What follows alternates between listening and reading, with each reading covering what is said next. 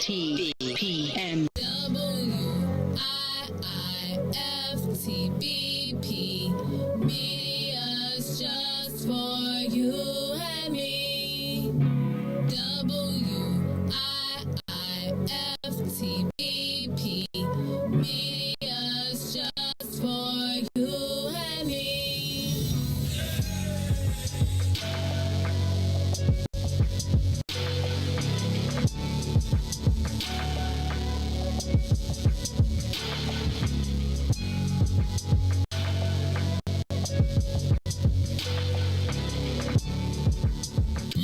Jackson. If you could make up a social media holiday, what would it be? Randy said National Don't Let No One Put You Down Day. No one. What you gonna do? So when they say something crazy, you slap them? Be like me said. Ricky said a Jukathon Day. Man, we about 60 years old. I be done had a heart You gotta attack. get your heart rate up. Okay, not that far. All right, Mario said my favorite one. My friends and I do what we call National Call Off from Work Day. As a business owner, I don't. You don't like that? Yeah. I don't like that one. Because I'm the boss of this thing. We got Marcus Garvey Day from Remy too. Oh, Marcus Garvey Day. All right, what will we do on Marcus Garvey Day? Call off from work. I'm going to need you to go ahead and come in tomorrow. That would be great. Okay? Yeah, right. Every black holiday has something to do with calling off for work. You're cool. I'm out. How about National Join a Positive Black Organization Day? Because I don't want to be recruited. I don't want to be recruited and the brothers be like, thank you. Thank you. How about National Tell White People the Truth Day? Tell them how you really feel. You can't handle the truth. Why don't we call that National Black People Get Locked Up Day? I'm going to tell them there's an African-American man threatening my life. Hello. The most dangerous show in the morning.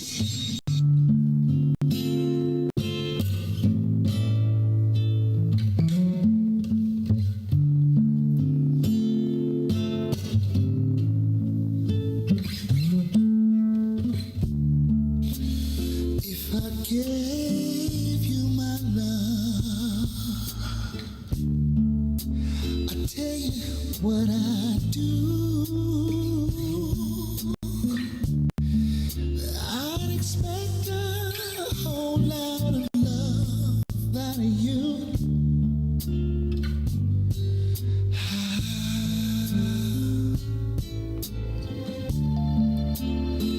You got to treat me good, and I'll be good to you. There's a whole lot of things you and I could do, baby.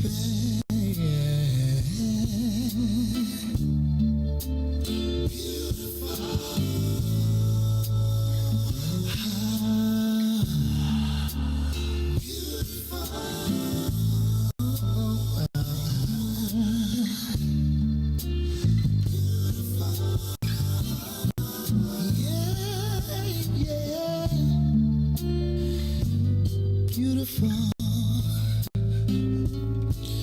When you get right down to it, yeah.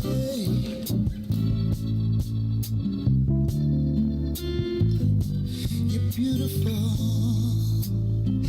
I wouldn't change one thing about you. Yeah. Oh, 'cause you're beautiful. I don't mind telling the world about you, yeah.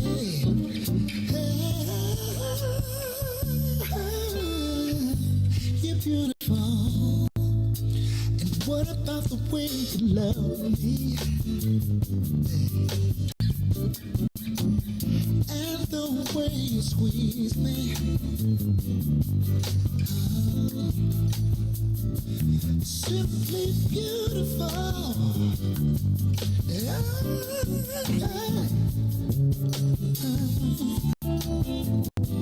You're beautiful. When you needed me, yeah, I was right there by your side. Simply beautiful, yeah.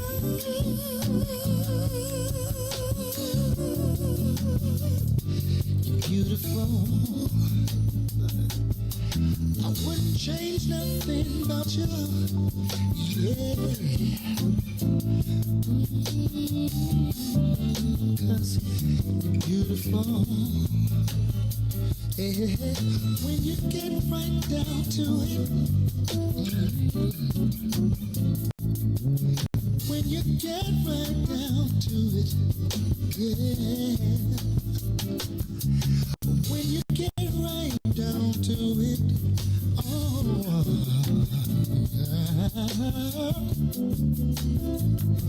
you're beautiful. I don't mind the world knowing about you.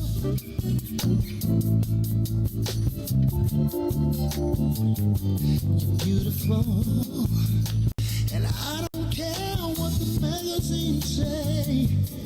I don't care what the magazines say. You're beautiful. Simply beautiful, beautiful, beautiful. You're beautiful.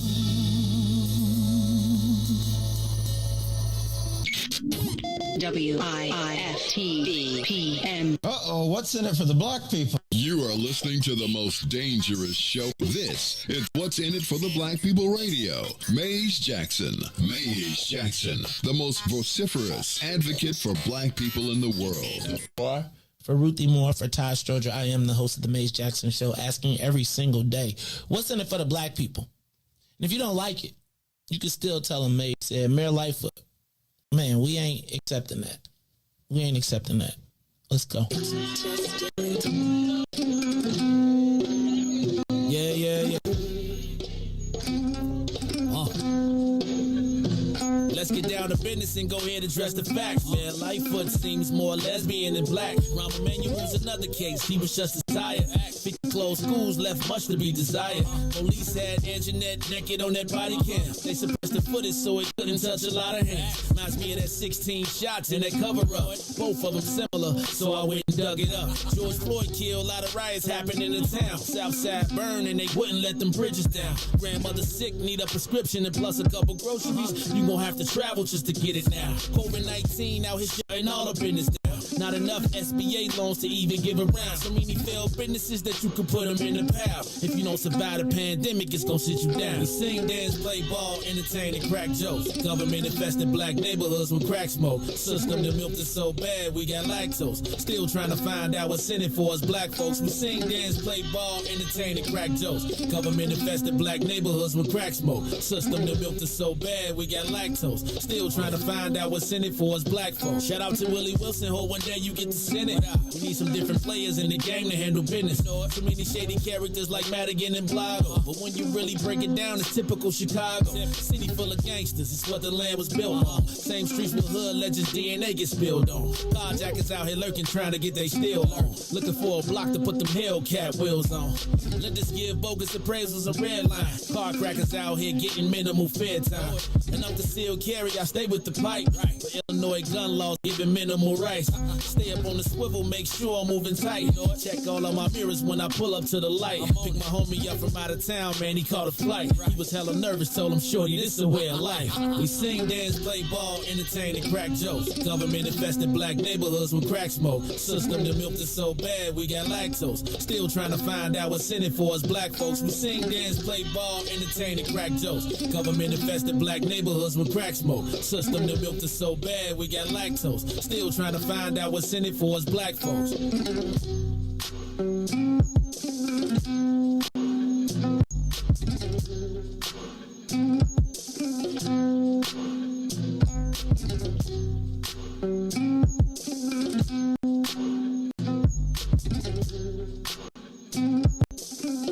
Wake up, Chicago! Wake up, world. This is the Maze Jackson Show. Blowing up on a Tuesday. Blowing up on a Tuesday. It's Tuesday in the building. And let me tell y'all, you know I'm blowing up on a Tuesday. Care what y'all say on the song. Dude should have consulted me before he wrote this. Cause he wasn't blowing up. See, if he was being blowing up on a Tuesday, he'd still be blowing up. But no, he want to be going up. Now you don't even know where he at now. It's just really your confidence saying and knowing and saying that, like I can I be at the club like blowing up. That's why I'm really on laughing. a Tuesday. I know. Let me tell you, when this song used to come on, the window. Look, I didn't even be in the club, but let me tell you, I let the windows down. When the highlight blink, blowing up on a Tuesday, you don't have to highlight ring. Blowing up, I was remixing it and everything. You just blended two songs. I know, man. I'm the remix king. If somebody could just play the music that plays in my head that goes together, cause blowing up on a Tuesday, you know when that highlight ring. That'd be number one hits, huh? Come on, man. If you mix blowing up on a Tuesday with you know when my highlight ring, highlight bling together, it's good. I can see that, y'all don't want to hear me. Y'all don't even want to hear me. And see, what happens is I forget the words of one song, so I move them into another one. You know, Drake stuff all sound the same anyway, so you can just be like, blowing up on a Tuesday. All I do is win, no matter what. On a Tuesday, blowing up on a Tuesday. Y'all ain't ready for me, man. I'm the human music. Do you know I could probably do a song reference almost for everything? I know y'all was talking about yesterday. Did y'all ever see that show, Dream On HBO? Dream On was about this dude that grew up in front of a TV set. And so, like, anytime he had a Lifetime situation that would pop up, it would be like a black and white movie that would play. Like, if you would say something stupid. Yeah, I seen that. And he'd he'd be stuck in the basement for a minute or something like that. Was it like that one? No. He was like an executive, and he used to get all the action. Dog, this is like an HBO. Hey man, Dream On? Was it Dream On? Dog, so this dude, like every time, like say Riis, you'll say something stupid, and he'll be I'm not calling you stupid, but you know, in his mind he'll be like, it'll flash in his mind to like a black and white of why I oughta. And it'll be like Mo, Larry, and Curly, and he'd be like, in his mind, he'd be like, psh, and it'll be a black and white movie. And it was really hilarious. And Dream On, you ain't never see, I'm old though. This Dream On. I'm telling you, it's one of the funny, I wonder do they have that on HBO Max? I'm gonna have to look that up. Cause if y'all don't know nothing about Dream On, y'all missing out. Do y'all remember Arliss? Remember Arliss used to come on? They took Arliss off because it was too real. Like Arliss was it was the first TV show about a sports agent. It was like he was telling all the people's business in real life. Like every star wanted to be on it until he started telling their business. Like the one time he was like, you know, I gotta have, this is when he went off the show. He said, you know, as an athlete, I have two, you know, my athletes have two accounts. They have the public account and then they have the mistress account. And once that came on, like nobody else did a show and it was off. But Arliss was the realest. I mean, boy. I'm going to tell you, HBO has had some of the best shows in the history of TV. Like, when you think about the stuff that they've put on, it's been good. But I don't know. That's okay, because we still blowing up on a Tuesday. All I do is win, no matter what. Because with my highlight bling, and you don't really mean one thing. Highlight bling. I'm telling you, boy, I got the remixes for that. Like 90 to 96. So yeah, I wasn't watching that. It's great though. It's great. I'm telling you, I might have to make Carrie watch that. I might have to be like, when we be sitting around like, what we gonna watch? I wonder, is it on HBO Max? Is it on HBO Max? We're going to have to check that out. All right, y'all. It's the Maze Jackson Show. I'm your host, Maze Jackson. Got my man, DJ Riis, the ruler, in the building because there will be no Ruthie. She got some business to take care of today. So DJ Riis, the ruler, on the ones and twos, blowing up on a Tuesday. How you feeling, my man, DJ Riis, the ruler, on the ones and twos? How you feeling, man? Blessed by the best. You already know the rest, and I'm going up on a Tuesday. Blowing up. Come on, man. See, black people just won't let you be great. I was cool with blowing up on a Tuesday. I was wondering why people was looking at me crazy, but they'd get with me. They'd be like, I feel you. I think people would like blowing up better than they probably they probably thought you actually knew, and then he was like, I like blowing up. Let's go. You're right, blowing up. I can see blowing up. Don't let me man, please. You don't want to blow up on no Tuesday. All right, y'all, it's the Maze Jackson Show. I'm your host, Maze Jackson. That's my man, DJ Riis, the rule on the ones and twos. Looks like we locked and loaded, so let's get the soul plane up to 60,000 feet. Man, Riis, you might have to take me up to 80,000. Ooh, ooh, ooh, ah, ah, ah, ah. Ooh, ooh, ooh, ah, ah, ah, ah. Doom, doom, doom, doom. Doom, doom, doom, doom. Jungle love for real, dog. Monkeypox. They declared, yesterday, Governor Pritzker declared monkeypox a public health emergency. Riis, did you see the pictures of Lollapalooza? Did you see how tight the people were in Lollapalooza? Did you see all the rules? And I'm trying to understand, how do you declare a public health emergency the day after you have 500,000 people standing on top of each other, breathing and rubbing across each other? You thought they weren't finna get that money first? That is so crazy because that is everybody's answer, right? That is everybody. So look, we gonna be crying about a monkey problem. Let me tell you, if you told me you went to Lolla, take 2 weeks away from me. Take 2 weeks away. Like I just think it's ridiculous that you know that monkeypox is spreading. You stand up there with all of those people. Like, have you seen the aerial shots of Lollapalooza? Like, Riis, I'm going to just be honest with you. With COVID, I wouldn't have went to that. I told you, anytime I go to a festival now, if I don't got one of my connections and I'm in there like that, then I can't stand in the general. It's too tight in there. Riis, if you go, you need to call me in advance. It's too tight. You need to get you a test. I'm going to start weekend testing y'all, especially, man, these monkeypox. They said Illinois is like the epicenter between New York, LA, Atlanta, and Chicago. And I think it is almost criminal that we know that they would wait until after to declare it public. That's criminal to me.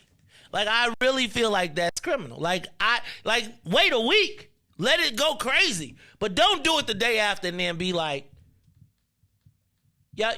So, Riis, it was a year ago. Thinking about Lolla. Remember when I went to Myrtle Beach and I got in the car and I told you the dude was like, my son just came back from Lollapalooza. He was working. He wasn't wearing no mask. And I was like, yep, time to get a rental. No more. Well, that ain't the only reason, but South Carolina Ubers for black people are a little different. Especially if you ordered like a SUV. They like, that ain't doing it. You know, you pull up in South Carolina and you be like, you want the SUV? And so, like monkeypox is only transmitted through like touch, and everything. It's like weird now, so it's like weird. Like, but if you sit on the seat, if you pick up a pen, I'm just looking at it right now. He doing like a video and whatnot, and he explaining it. So, Riis, you remember chickenpox juice? I won't be doing no. I won't be shaking no hands. Cuz I ain't even giving you fist. I ain't even no fist. It's all power to the people. All power to the people. Doc, stay over there. Stay right there. Love you. Stay right there. Right there. I will say that elbow touch, but it's hot out here. Hey, Joe, it's sweat. So and maybe in the wintertime. And it jump on your clothes. It jump on your clothes. It could be on your clothes. So if it be on your clothes, then it's soaked through. Hey, Joe. Ain't no more. After I spray everything down, I'm just gonna take the Lysol and just do me next. Just do me next. Have you seen them pictures of people with monkeypox? Yeah, that's what I'm telling you. I'm literally over here, and I'm just looking, so I would know, so like I won't be ignorant to it, so I would know if I see somebody. I might chill on my Ubers. I might actually just have to drive. And I might not even valet no more. Like, hey, homie, you gonna be sitting on my seats. Man, or just bring your wipes and stuff and get hey, man, if I gotta do all that, if I gotta wipe my own car down, then I don't even want it. Nope, I don't even want it. Nope. Yeah. All right, did you see the outcast? I can't say him. Irzari Uwawi, whatever his name is, got shot yesterday, killed. See, after we left Afghanistan, Riis, he was on his port. He was on his balcony. They said a Hellfire missile just came out the sky. Missile? You couldn't even snipe them, man. You put a missile. Hey, bro, they use the drones now, dog. Drones. You ain't seen them Hellfire missiles that be this big that'll tear your ass off. That's why I'm wondering. Like, you couldn't just send somebody. Nah, dog. They got drones now that fire missiles like airplanes, so you don't got to put nobody. You know the person be flying it. You know where he at? In Las Vegas in one of them tour shits. Chilling, he got the little thing over his face. He playing what you call it for real. Warzone and Call of Duty. He playing Call of Duty. We've got the target. Dinner's ready. Right. All right, here I come, baby. I'm done with work. That's crazy. Hi, babe. How was work? It was great today. Great. Killed the head of Al Qaeda yesterday. Yep. I killed it. I killed it today, babe. They ain't even send Navy SEAL team number 6 this time. They was just like, man, whack that mark. Now here go. Okay, speaking of that, did y'all see Joe Biden's address after that?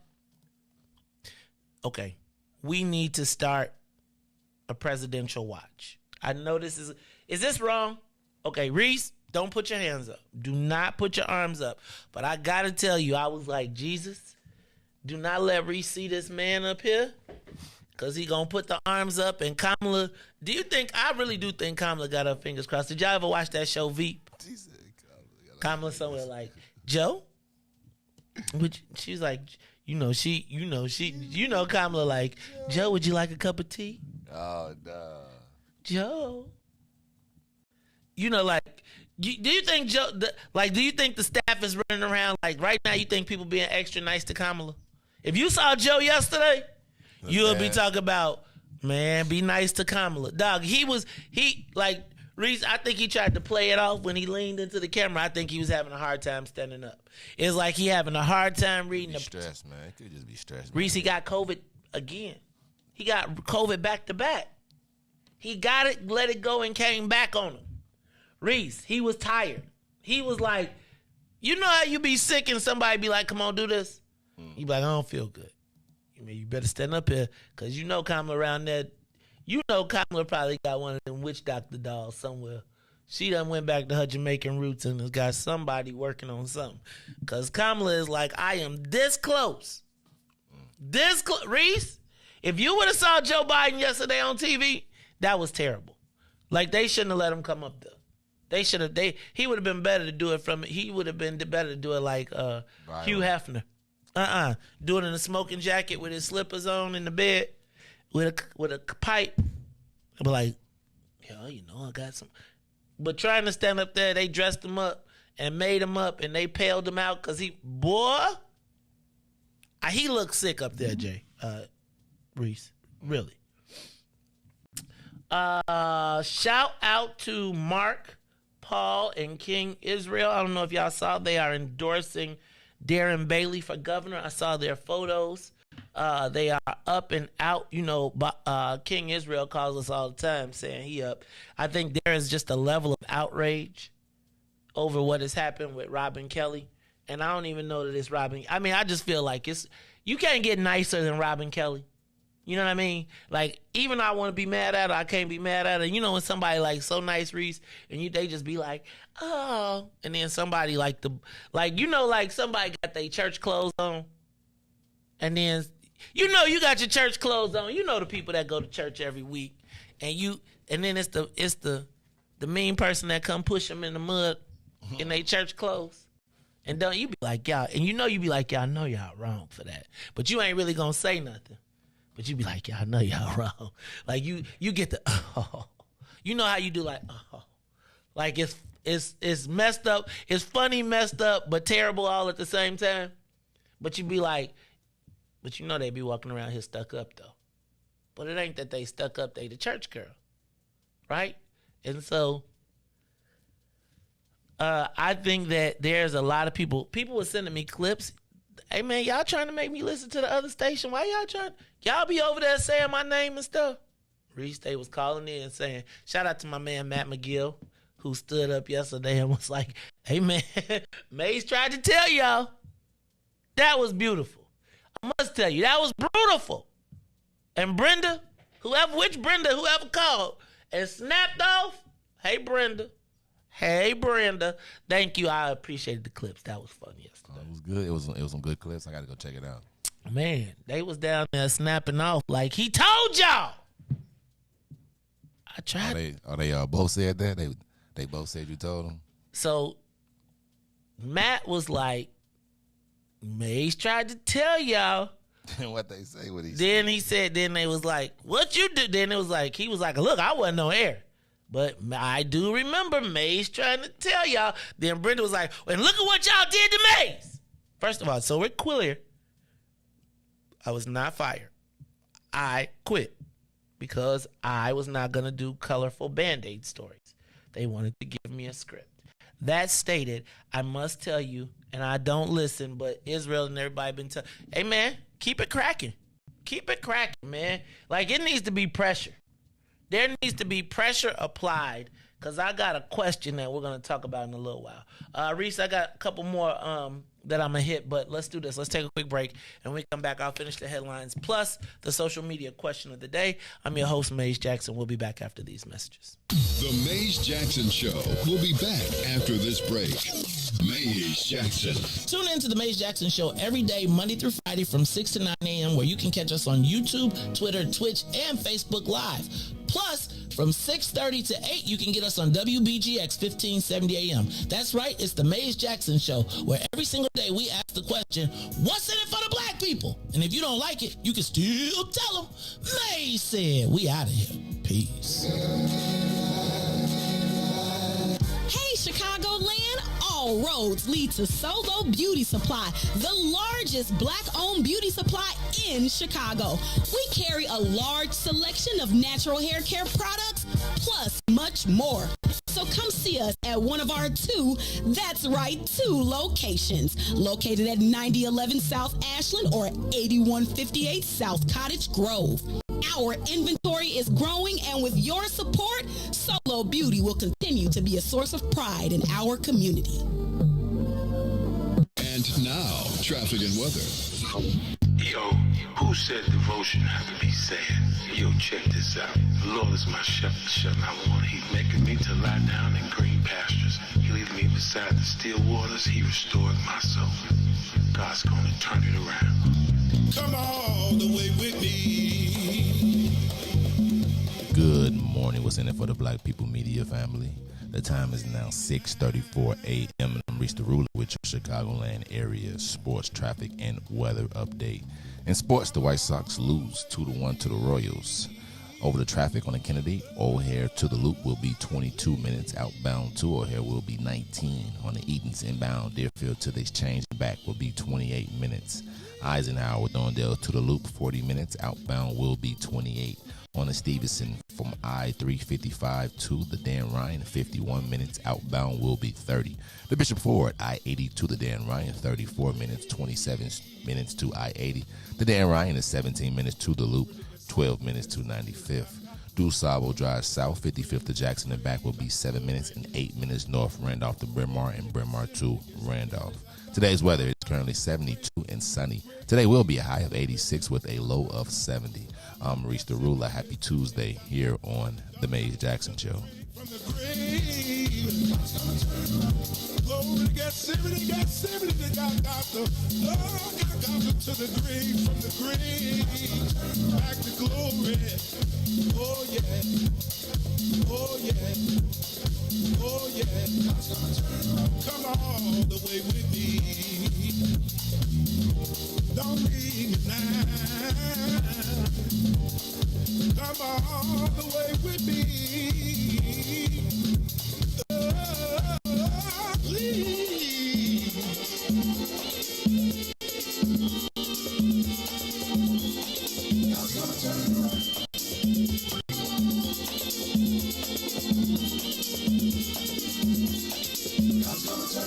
You are listening to the Maze Jackson Show. I'm your host, Maze Jackson. Got my man DJ Riis the Rule on the ones and twos.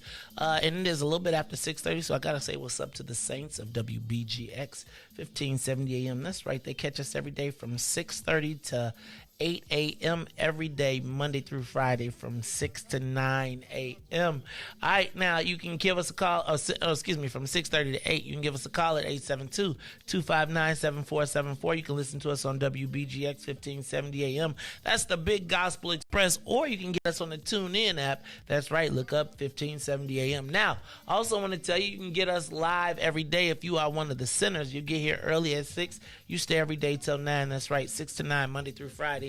And you can catch us on Facebook, Twitter, YouTube, and Twitch. Uh-oh. I said Twitch, but I got to be careful. Riis, did you hear about Beyonce?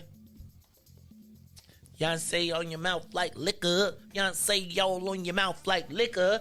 Apparently, Beyonce the Beehive don't want the smoke. Now, you know the smoke. The Hive loves the smoke because they be like, we'll come for you, whatever. So apparently, so much so that Beyonce don't want the smoke so much that she is going back to edit her album. And she is removing the word spaz. Did you know that spaz is a derogatory term now? Like, I would think when you spaz out, that is now called for spastic dyslexia. And it is considered derogatory against disabled people. So she is going back and removing that word from all of her albums. Hey, man. You like it, I love it.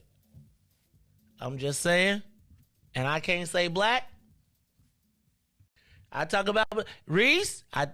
This swimming pool is getting real big, bro. And in a minute, I'm just going to tell you. Y'all going to just have to put me in a box. What they need is they need an 80s land box. They need like an 80s safe zone. An 80s, 90s safe zone. Where if you grew up in the 80s and 90s, you live here, huh? You live here. But at least you can give me a pass. Right? Or you can give me bro, I have taken so many words out of my vocabulary that I don't even know, I'm not even I don't even want to say it because I don't even, but spaz out, I did not. So, but roots, everything has an origin. Okay. So I just shout out to Beyonce for being courageous enough to remove. They also got Lizzo.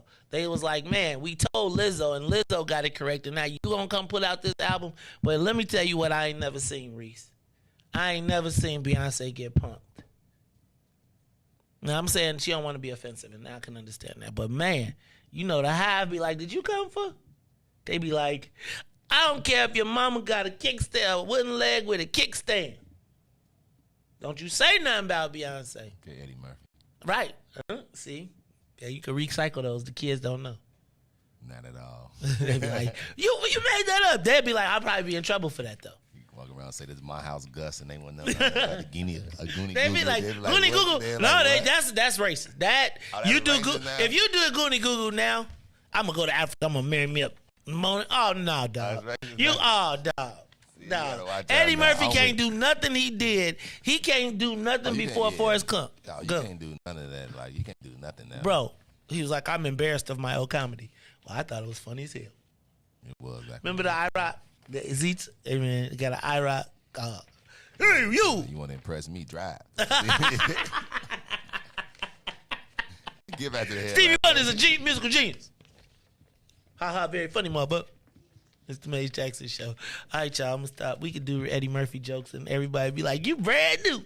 I could come out and do Raw. I probably get in trouble, though, for doing Raw now. Anyway, I ain't even go there because Elvis, we got to win this race. We got to win this race. Norton, you know that I know that you know. And my thing is now I do think, though, that Eddie Murphy was giving us some hints. Because I think old Eddie got Hollywooded out, man. I think Eddie went to the... Yeah, man. He after partying with Rick James. You know Eddie was kicking it with Rick James. My girl wants to party all the time. Party all the time. My girl wants to party all the time. Party. Man. Remember when he said, when Fishbone come over the house, the fish stop swimming. They'll do anything. Oh, Lord. Oh, the good times we used to have. But you know what's crazy is? You know the first time I heard Eddie Murphy was with a white guy. Like, we would sneak and listen to Eddie Murphy with the white guys.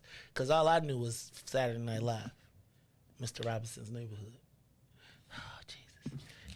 Good days. Y'all just don't have no fun no more. Okay, let me see what else. Oh. Did you see your boy Chewy snap on Twitter? I threw it up there for y'all. So apparently, Congressman Chewy Garcia tweeted from his account, I just voted to reinstate the assault weapons ban. Now it's the Senate's turn to pass it and send it to President Biden's desk. Weapons of war have no place in our communities or on our streets. Anarcho 3D said, never even heard of this guy and I won't comply even if his silly law passes. Let me tell you what Chewy said. You are a borderline you effing dipstick. But he didn't say stick. Let me read that again. You are a borderline etard. Using the R. You effing dipstick, but the stick is not a stick. That was from, he put that in writing on his Twitter account. Then he took it down, Riis, and said that was a staffer. Now, see, now the staffer is somewhere, somebody was in the cafeteria eating their lunch, and now they getting fired because Chewy was responding to us. And you know how y'all was telling, You're not getting fired, man. Riis getting fired. That's cool, but it's a clause in that. Listen, we can't say Chewy said this, so we gonna say you said this. And listen, right after everything, boy, we got you. We got you. Riis, you know what I mean? You know how many times a Negro tell you they got you, and you know what that mean? They ain't got they you. Ain't got you. But that's what they told them, though. We got Riis, but imagine you was downstairs. You ain't even you was at lunch, minding your own business. The congressman decide he gonna tweet, you're a borderline, and you know it wasn't no young tweeter, because if you use the word etard, that is an old person's word. And dipstick is an old person's word. Ain't no kid saying, the social media director is not writing, you are a borderline etard. You know a 20-something-year-old to be like, oh my God, you're an effing dipstick. It's the dipstick. That right there. Yeah, dipstick. Right. What? Anybody under the age? Even my years don't say dipstick. You got that one, okay? Yeah. No, and so now imagine you in the cap. Riis. Not with the Twitter account, because the old people can't keep up with Twitter. So imagine you eating a sandwich. You in the cafeteria. You get a tap on the shoulder like, "Come with me, man." I can't believe you did this tweet, but I didn't do the tweet. Sure, you didn't do the tweet. But no, that's not my tweet. Yeah, no, I'm going to need you to pack your box. See, my whole thing is, I did do the tweet, but it all depends on what you want. You know, I think they pay the people. I'm telling you, I believe they pay people for that. Riis. I believe they pay people for that. Riis, you believe, and I've lived. Like, you've never been. I don't know. I've walked the plank, but people will ask you to walk the plank, and then they can't. Remember this. Let me give you walk the plank. Remember Mark Fleischman, the lawyer who the mayor met, who did the thing with the Anjanae Young, and then she told him you got to walk the plank, and then he met her in the car in the park, and she was like, I don't know what you talking about. He was like, I walked the plank, but I'm gonna need you to give me some of these contracts, and she was like, I'm sorry, it's not time yet. It wasn't time yet. Riis. So what the staff is supposed to do with his he didn't negotiate right. He was supposed to negotiate right and then be like, all right, okay, listen, I'm gonna take the hit. But you gotta accomplish that. Save me right now, and I can wait for later. You see what happened? So you know who did that was Marie Newman, and then the dude tricked on her, and now he running against her. See, you gotta treat the people like they're gonna be your enemy. So the moment you go back, right, what I'm gonna do is, whatever happened to that staffer that got fired? Right now, somewhere he's sweeping floors because they hooked him up, but they didn't hook him up. So now he mad, and so you want the email? Here go what they told me, and this what they did. See, that's what they supposed to fall through with it. But you supposed to take in certain situations. You're supposed to have a fall man. That's supposed to take. You know what I'm saying? Take the rap. Yep, got you. You see how that works out. All right, Brittany. Nobody told Brittany Griner that. All right. What's up with Nancy Pelosi going to China, yo? I mean, going to Taiwan when China is talking about they're going to launch missiles, right? Like, they don't come on our land. That's our people. Like, them our people over there. You stay. You ain't come check in with me, so don't go over there. She like, I'm going. And my thing is, and the military is like, we already got problems. Why you going over here and you can't do nothing but Nancy Pelosi, you can't even win. You can't even get a gun ban passed in here. So you going to go to Taiwan? You going to Taiwan to save face. So now we got to send millions of dollars in military over there because you want to prove your ego. Because you can't do nothing in Illinois. I mean, because you can't do it in the States. That's blowing me. Bears training camp is underway. Riis is so quiet. Like, I feel like Bears training camp this year has been so quiet. Like, I mean, they just keeping the expectations super low because we going to get Molly Wop this year. And so we got a new head coach. We got hope, you know. We got hope. We do. I always feel like we got hope till week 3. Nah, we be good. We be good to like about week 6, we'd be somewhere like 4-2. And then by week 11, we be like 4-7. You know what I'm saying? That'd be it. Like, you look at us last year, we was winning some. Do y'all remember that year? Do you remember, was it like 4 years ago when we had the NFL started? It was us against Green Bay. And it was like we were supposed to be like that in the first Mitch Trubisky. And we almost won that game. And that was the slippery slope. You're right. That was right after Double Doink. Because remember, Double Doink was the year we were supposed to Double Doink, and then the following year, everybody was like, the Bears gonna be off the chain. And it was like, wah, wah, wah. We went to London. Remember, we started Green Bay. It was Green Bay versus Chicago on Thursday night to kick off the NFL season. Roger Goodell, everybody was here. They was giving money to all the white charities, and the black people was getting tickets to the 5th. I'm gonna stop. Anyway, how about this one? They opened Discover Financial Services built in the old Target on 87th. Now, my thing is, I hope that they didn't put the collection calls closer to the people. Because if you can get a credit card, the credit card you can get is a Discover card. And you know, once you get that Discover card, Discover give you a card with a dope-ass limit on it. But you know, most don't be paying. So now they put the call center right next to the people they going to be calling. You got your credit refixed yet? Have you tried that? I want to talk to some people about that credit repair. Do that. Yeah, I got my. I did. You paid somebody and they did all that stuff? Nope. I did what my sister said. Go get Experian, and Experian will tell you what to do. And man, bro, I did it, and that like, and 6 months later, I got credit. Like for real. Like I was like, man, I was scared, man, because you know, I already know. I was like, man, how many? Start thinking of things. I know I didn't pay that. Right. But you know what? I waited it out, Riis. Yeah, 7 years. Shoot. Look at you. 15.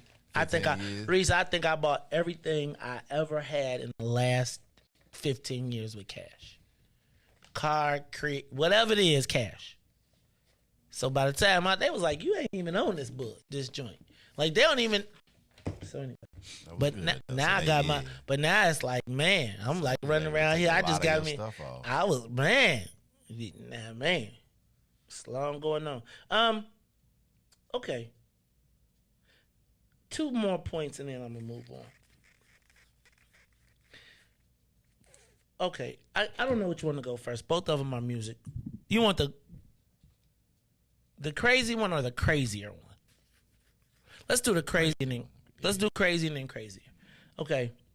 Does anybody know Pat Benatar here? Love is a battlefield. Y'all remember? We are young. No one can tell us we're wrong. Searching our life for the flow. Okay, so that's Pat Benatar. You might know her better for Hit Me With Your Best Shot. Fly me away. Hit me with your best shot. You know that song, don't you? Hit me with you don't know. Hit me with your Riis. Google hit me with your best shot, cause you know it. I probably just didn't do it good. Hit me with your best shot. Fly me away. Anyway, Riis, she's gonna stop singing that song. Like that's like her biggest song. That's bigger than Love Is a Battlefield. Just give us a little hint of it. Just a little hint. Just a little hint of it. I think you gotta know the song, Riis. You gotta have heard it somewhere. Now just get the hit me with your best shot. Hit me with your best shot. Fly me away. Okay. So that song. Y'all know that song? You heard it. Now you know what I'm talking about. Play it, Riis. Play a little bit. Just a little bit. Ready? All right, he trying to get it all switched up. Well, check this out. Pat Benatar will no longer perform the song.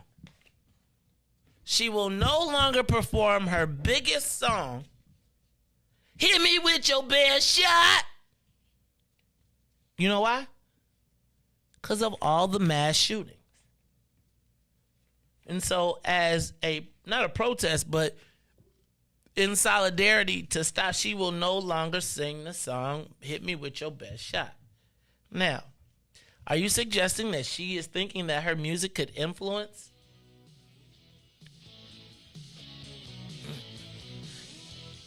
All right, you gotta turn down so we'll talk over until she get to the hook. You gotta get the "Give me with your best shot." So then people will realize that. But this song, she's not gonna sing it anymore because of all of the mass shootings and violence. Do you think that they could stop the drill rappers from drilling there? Not at all. Hell no. They like, oh, speaking of drill rappers, did y'all see young Lil Durk got blasted in the face by fireworks on stage at Lollapalooza? Like the pyrotechnics blew up in his face. And so he's taking some time off to heal and to get himself together. That was crazy. But no more Hit Me With Your Best Shot from Pat Benatar. And then you could kill that one, Riis. Then this one I want you to find for me. Go find Danger. I know. Go ahead, though. Because I got to know. Who was Mystical's people? Stay in line. You ain't hear him telling her she ain't stay in line, though. Man, I'm here. Okay. So in case you all do not remember rapper Mystical, guys, Mystical It's third time. is being charged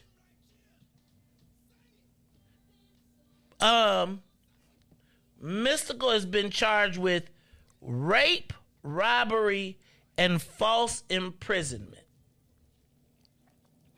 Riis. Ooh. Okay. Mystical. This the third time, Riis? Yep. Have you ever been to one of them old school concerts, Riis? Like an old school concert with like from the 80s and 90s? I gotta tell you, respectfully, Mystical could go to his old school shows and pluck a lot of women. This, like he choked. Mystical. 3 times. Like the first one, you like, man, you probably thought it was a rap groupie or something, and it was like you got. The second time, I was like, yeah. With the second time, he actually didn't get like he it was thrown out because of lack of evidence. It was like a fake, but Riis. So you say, well, I missed that one. So let me take one more shot at this. That's what I was telling somebody. I said, at that point, I would have had me a cameraman follow me around everywhere I go. And you would sign a waiver. Yeah, exactly. You would You'd sign be like, a waiver. I am into S&M. I am into choking, slapping. I am into everything. I consent to him Because it's a come on, man. How easy is it to not, come on, man. He's already been, what I'm saying, twice already. He's a rapper with some form of clout and money. So I don't know about money, dog. He got a little bit. He broke, but he got a little something. He can still do a show and get him a couple like a couple grand. You know what I'm saying? So I don't believe he broke, but yeah, but. I wouldn't. I'm telling you, I would literally walk around with a cameraman. I would make you sign away, but they would record everything we do from saying and that. It would be like an MTV show. Yep. Well, OnlyFans. Yeah, exactly. That's what I was saying. Like, if you enter this room, into the chamber, right? Like, did you ever watch the Marilyn Manson special? Oh, my God. I don't know how I got to watching that, but this dude would be making people carve themselves and suck their blood and everything. And he ain't get sued. It Mystical. Who is Mystical's people? Okay. So, Mystical booked on rape, domestic abuse charges in Ascension Parish, Louisiana. You ever seen the jail in Louisiana? Yeah. You ever heard of that Angola prison? Dog, all you got that's where they did what's old boy in? The booty warrior? Yeah. You laughing. I'm not. That's where it was. They say you go to Angola for theft and don't come out for 35 years. They like, Angola is like slavery. Like it's like straight up slavery. That's why you don't do no crime. Hey, bro, I'm not driving out. No, I'm not messing around. I told you. We was down in New Orleans. I was like, I want to go to the LSU game. How far away is it? 80 miles. Do we got to drive in the dark? Yes, sir. No, sir. Yes, sir. We got to drive in the dark now. Man, I'm going to have me if we ever do that, when we go down, I'm going to have to get a white driver. But I'll be nervous, man, because anyway, it's a long story. All right, y'all, it's the Maze Jackson Show. I'm your host, Maze Jackson. Reese, we got through the headlines. I hope Aunt Tennille's okay with that. But I got to do this one real quick. So get your finger on the trigger. Got your finger on the trigger because the trigger is a finger and the finger is a trigger. Let's go. Hit me with the trigger finger, bro. It's time for the social media question of the day. Reese, when is the last time we saw Black power and influence benefit Black people in Illinois? Give us a call, 872-259-7474. I have been doing a lot of contemplating with this Robin Kelly thing. And I told y'all got so many mixed emotions on it. But this is the beginning of a longer discussion. But I want to know, when is the last time we saw Black power and influence benefit Black people in Illinois? I was thinking about it because I want to start thinking about how do we start to rebuild from the rubble. First, do we agree? Let me ask a question, because maybe I'm crazy and I got to say that this is a political niche. I do not believe that the people that listen to this show represent the broadest scale of Black people, but I do believe that it represents the politically engaged Black community. And with that, I want to know, when is the last time that we saw Black power and influence benefit Black people in Illinois, specifically? Give us a call. 872-259-7474. 872-259-7474. When I was working as a lobbyist and was pretty plugged inside of the existing political operation, one of the things that a white legislator told me as his key to longevity with white voters who would be fickle was that he built something in his community that anytime anybody said, "What have you done?" he could physically point to it. Now, And then he began to say, then he would try to build them for each constituency in his area. And I was thinking about our black business community, our black political community,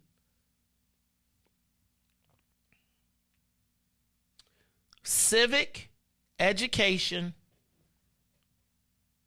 and streets. And I want to know, when is the last time we saw black power and influence benefit black people in Illinois?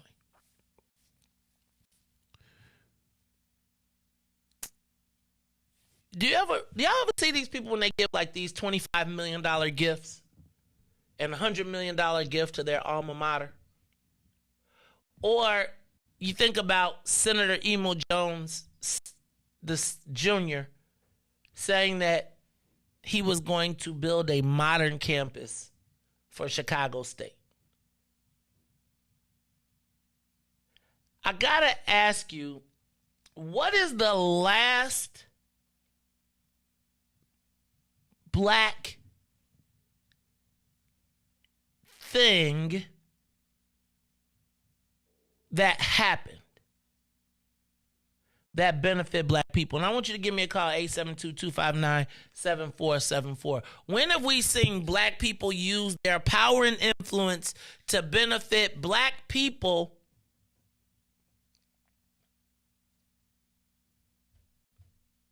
not as a byproduct of white guilt? Give us a call, 872-259-7474. One of the things that comes to mind to me is the track and field. The Conrad World Track and Field House. That was a 30-year dream that Dr. World did not get to see. He's got to see it groundbreak, but did not get to see it come to full fruition. So I give you the field house. I might give you Alderman Anthony Beale and being able to point to his community center and the factories that were built in his ward. I would give you, for instance, Alderman Kerry Austin and the building of the retail center on 119th and the Kroc Center.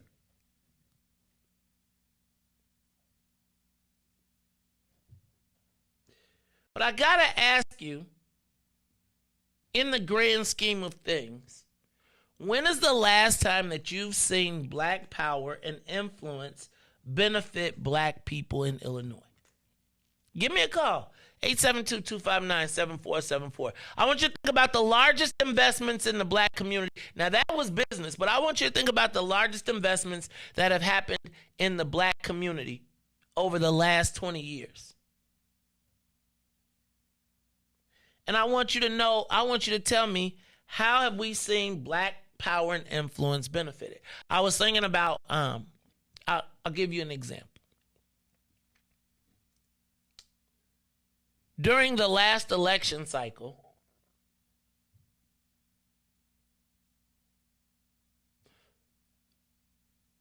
one of the biggest printers who I've used moved to the South Side.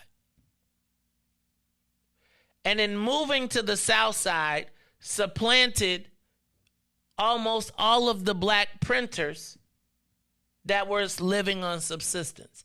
And I just want to know, when have we used our black power and influence to benefit black people in Illinois? And I'm not talking about individuals.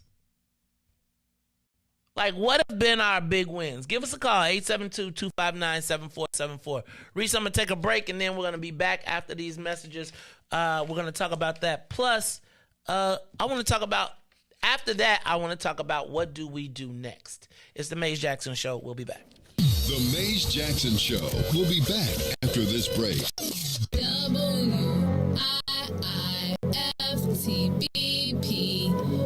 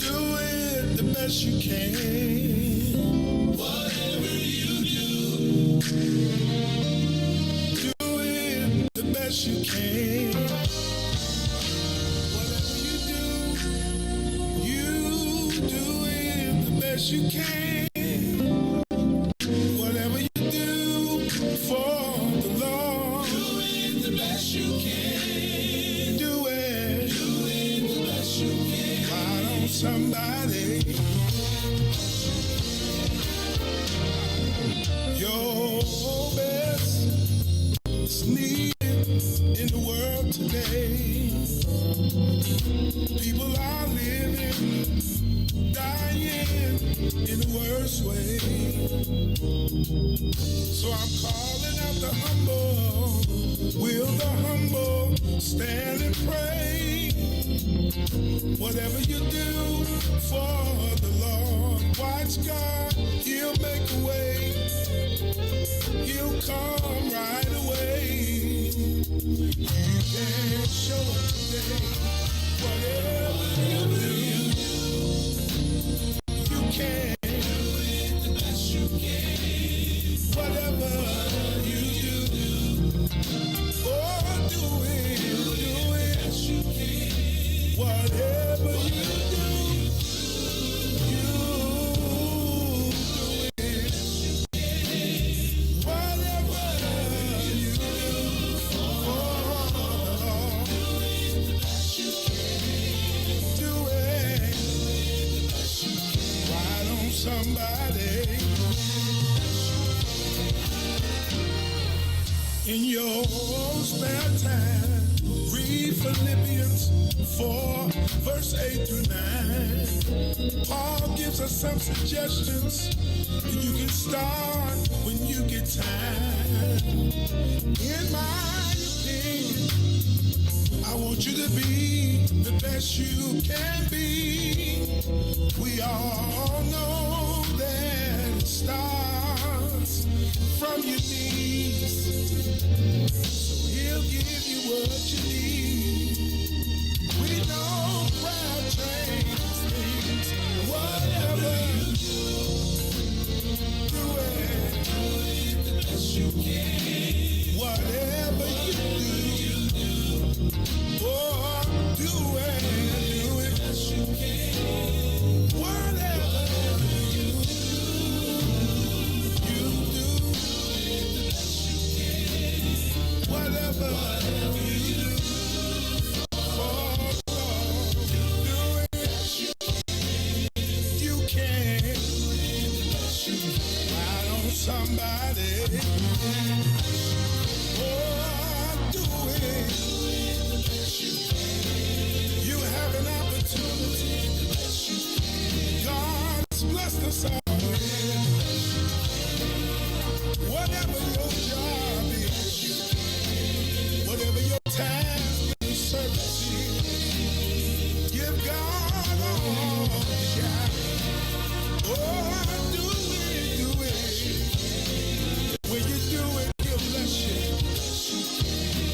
While you're serving Him, He'll give you strength. Yeah, do it.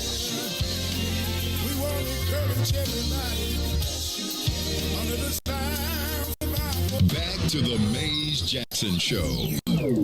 You are listening to the most dangerous show. This is What's in It for the Black People. Dear Lord, it's me again, as an empty picture, coming before a full fountain, coming once more and again, just to tell you thank you, that last night wasn't my last night. The four walls of my room weren't the four walls of my grave. Thank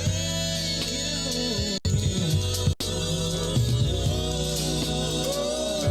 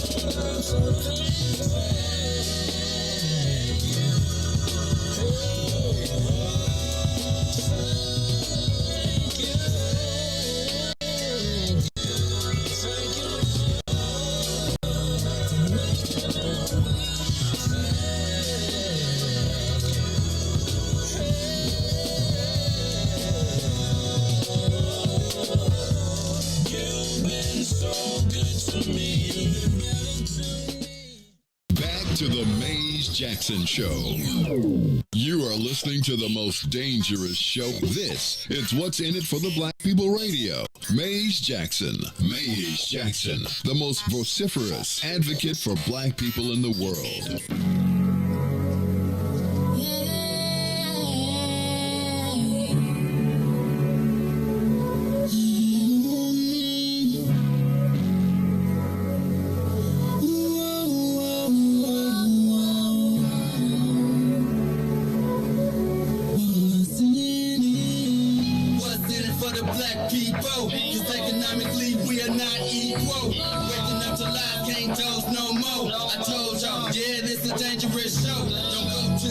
If you ain't trying to help us, don't even try to be around and can't protect us. We see the lies now of the politicians. We need money and no symbolism. It's Maze and Riis and Ruthie and Ty, explaining how we all come from God, giving us tools to beat the odds. If we united, our movement gon' stop. If they ain't trying to help us, they ain't trying to do nothing. We gotta do something, we gotta stop running. It's time to confront the problem. Really, you expect you oppressed and soft.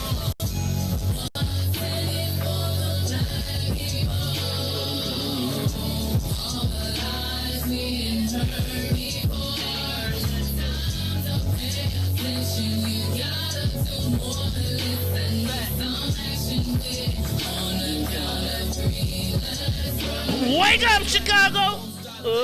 Wake up, world. This is the Maze Jackson Show. I'm your host, Maze Jackson. Got my man DJ Riis the Rule on the ones and twos. And y'all, I am talking about when is the last time we saw black power and influence benefit black people in power?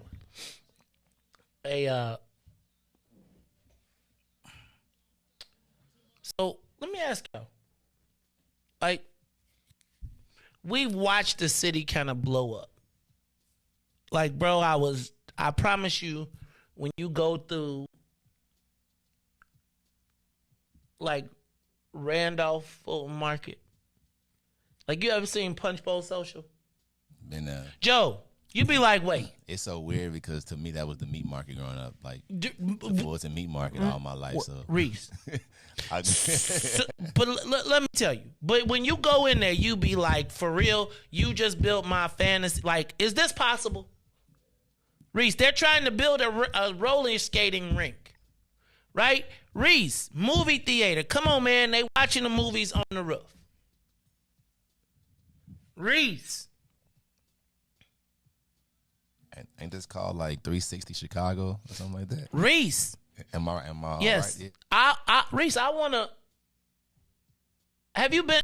I talked to you about the Soho House. When I talked to you about, bro, if you go on Division, you go all up and down Division, it is like, you be like, is this Mardi Gras?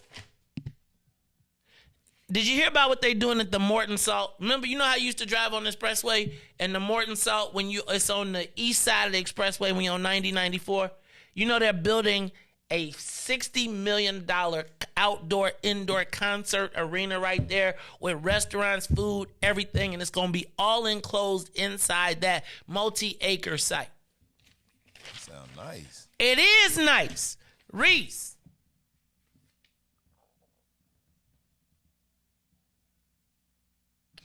When we build, like it's a crazy thing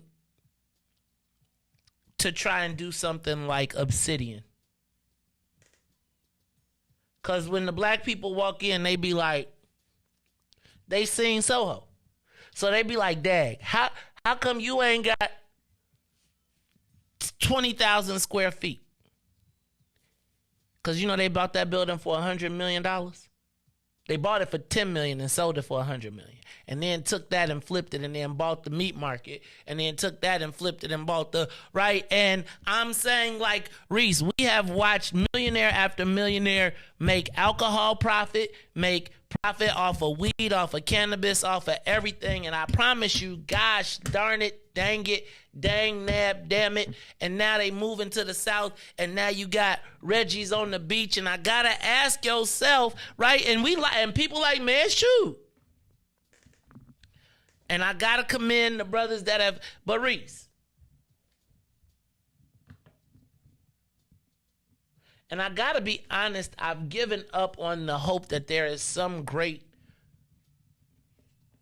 black person that's going to come out the sky and be like, we've got to liberate ourselves and invest in. And so most of our new wealth is what, Riis? It's made by the government, made by city. So all the people who should be talking or who we need on the team, they eating from the city, so we ain't going to hear nothing.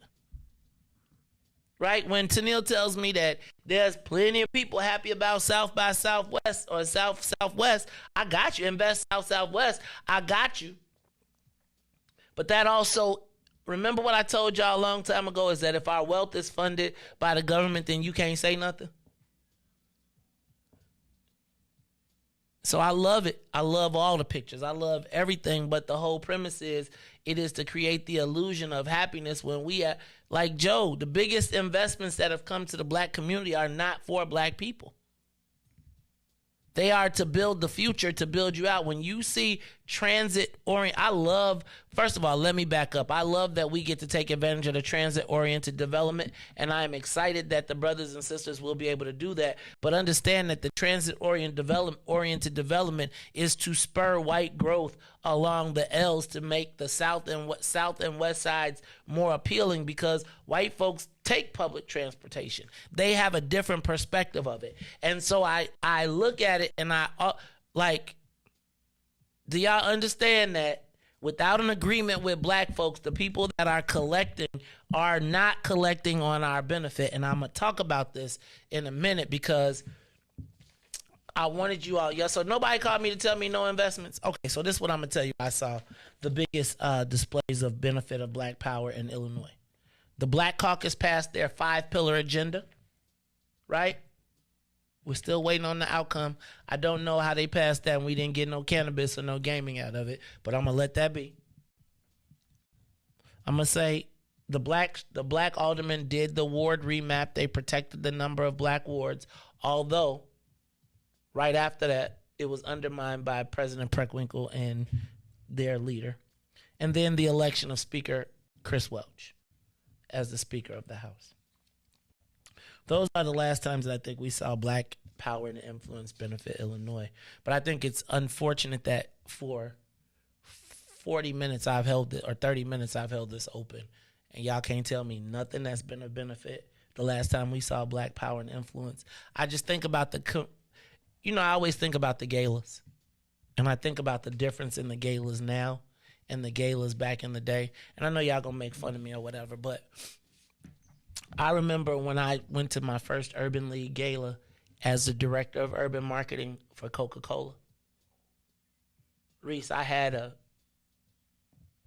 $500,000 budget, right? On top of the Coca-Cola budget, on top of everything. And I remember sitting in the rooms, and at least those people that were in the rooms could put you on. Now the black people in the rooms can tell you what they can't do for you. They're not going to tell you what they will do. Like, remember when Harold Washington ran, it was like the black businessmen, and they got together and they used their money and they said, this is what we can do. Like, now, all the tools that we have in our toolbox are really at the middle management. Who can green light you as a black person? Who can put you on as a black person and say you straight? Think about it. Like, where the white folks, the black folks, nobody could deny it. When John Stroger said you was on, you on. Or you ain't moving.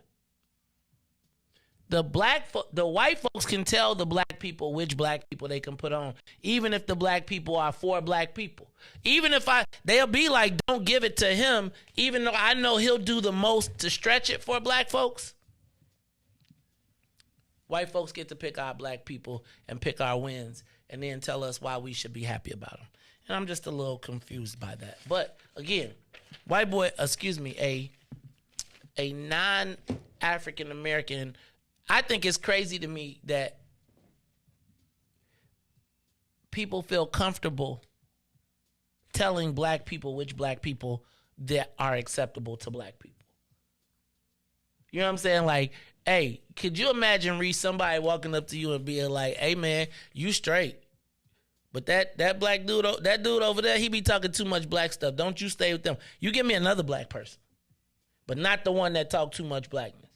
Man, be tough, man. It's tough. All right, so nobody, nothing. Y'all, man, y'all tripping this morning. It's the Maze Jackson Show. All right, let's not take a break. We're going to jump to what do we do next?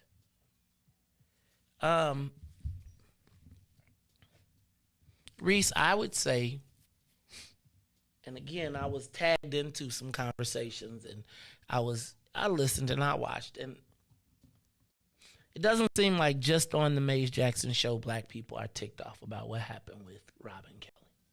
Seems like if you give black people who are politically astute an opportunity to discuss the situation, the universal answer outside of the political realm is that is bogus. Now, I think I see all types of white folks explaining what happened, the dynamics, and explaining why. And now as the backlash continues to rise, they are now, like some of our non-allies who were participating in this are now trying to figure out how do they spin this back to what's in it for the black people. Not directly, but how do you justify what happened to black people? Because what happens, Riis, when you turn on, like, we are politically astute. So all the stuff I told you about what happened with Robin Kelly, that's like super inside political baseball. Would you agree? I would have to say that most black folks are not as politically engaged as the people that listen to this station or the people that listen to the other station, because we eat, sleep, and breathe it. Most people are tuned out. But Riis, I do believe that universally, if you turn on the TV and there is a black fighter and a Latina fighter, the black people are going to root for the black fighter. If they don't know him, or if they just looking, they're going to be like, now let the black fighter, let me take it out of fighters. If you were to look at Robin Kelly externally,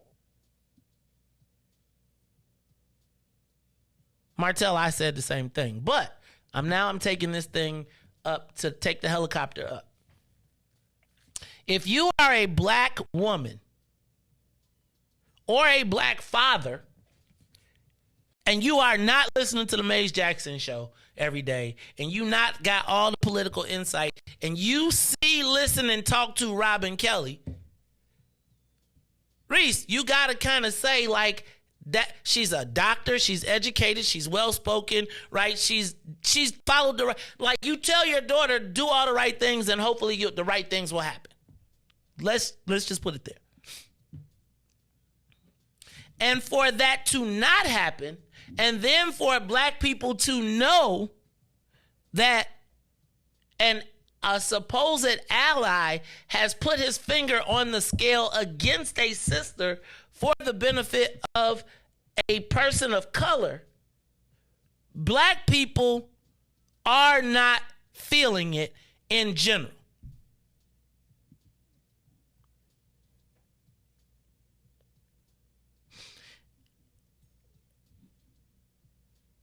And I don't know that the politicians, because people aren't as in-depth and because they don't know the inside baseball, I don't know that you can explain this away simply to black people.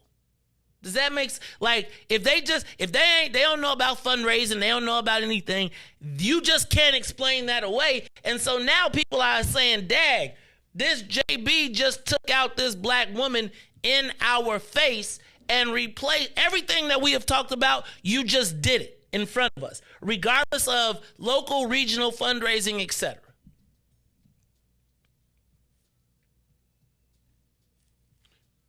And so the question now becomes, Where do we as black people go from here? Now, Riis, I'm going to tell you, first of all, the average black person, she is one of the least offensive. And if, as one of the least offensive black people, she still can get whacked, do you want that? There you go, Hope. So I would say that Robin Kelly presents as a least offensive black person. She's not going to embarrass you. And if she can still get it, if we have we recognized at this point that anybody can get it? Do you think that black people have reached the political rock bottom? Or is there more disrespect that we should expect that we will tolerate? Because I got to tell you, and Martell hit it on the head, there are a lot of black people, self-included, who sat by because they said that she got what she deserved. And I'm not saying that like in a bad way. I'm saying like you didn't really run up the hill for nobody black, so ain't nobody black running up the hill for you. It's kind of like the Lori Lightfoot thing. Like you want to be the extra black woman now, but that's neither here nor there, because that's inside baseball. If you just the average person watching this thing, you say, "Dag, you just ran this black woman up out the job." Let me ask you, have black people reached a political rock bottom yet? Do you think so? Do you think we need more? Okay, so let's say you just ousted Robin Kelly. Let's say we got no cannabis. We got no gaming. Multi-billion dollars in medical health care. We didn't get none of that.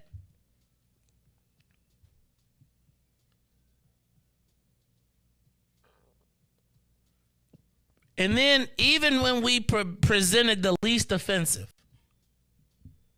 candidate with liberal chops, nobody stood up for her. And I guess my question is, are we still looking for now? And this is why we got to talk about how we're going to proceed. Are we still looking outside of black people to save us? Are we still looking for alliances that Ruthie said people want to get in line for the rations? But I guess my question is, have we reached a political rock bottom? Not our elected officials, but us. I would hope that the elected officials would look at a rock bottom and say, where exactly are there? Where exactly are we? Who is taking an assessment of where black people stand politically right now? Now, I think I'm going to break it down. I'm going to spend some time breaking that down and create a document for it. But I guess my question now is, have we reached the rock bottom? And if so, how do we move forward? My question is, how do we? We got rid of Richard Irvin. We were loyal to the point that we allowed them to cook him. He put the slave commercial out. He did it to himself.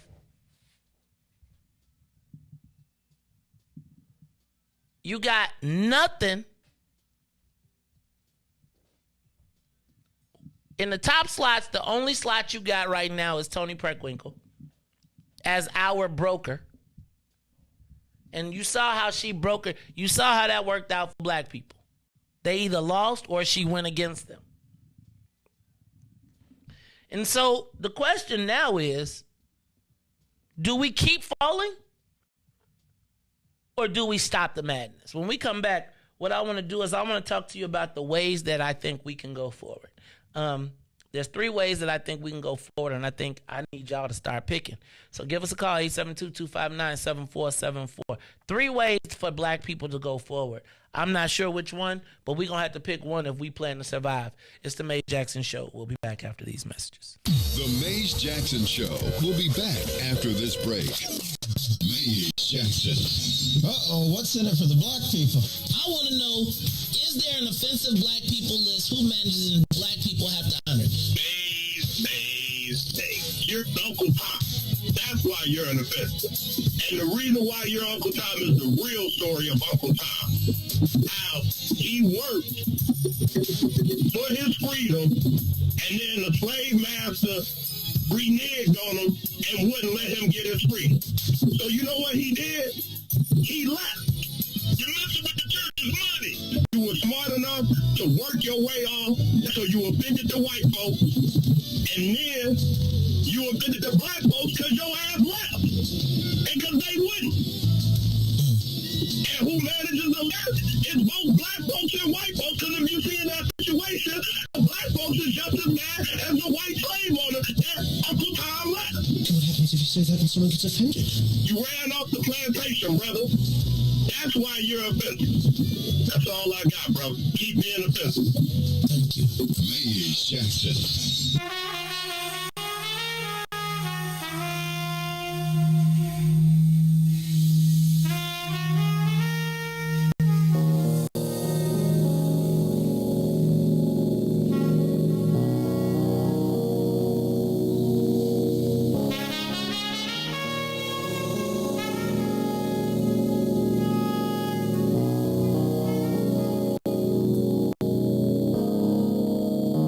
Thoughts in my mind, gotta designate what to leave, what to take, and appreciate. A lot of people talk fly, but I levitate. Rise above with the love when I meditate.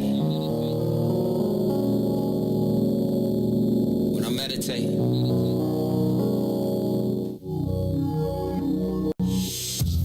I roll with God cause he never late. My sundial and denial up to Ben Franks. On the road, let's travel with a full tank. Revolutionary overture, that's too saint. That's two sons. That's two saints. Like Peter Paul, me and you could be the new saints. Let me paint a new picture on the 16. Woolly haired black man with divine genes. Yeah, I be rapping, but these 16's art. Cathartic, therapeutic, really who needs charts? All I need is heart, God's love and some knowledge. Acknowledge, don't acknowledge, I be good, to be honest. It's like, if you never knew my name, at least I know me. Broken chains on my brain, now I'm set free. At peace in the now, I'm complete. Cause all I ever had to do is just be. Just be.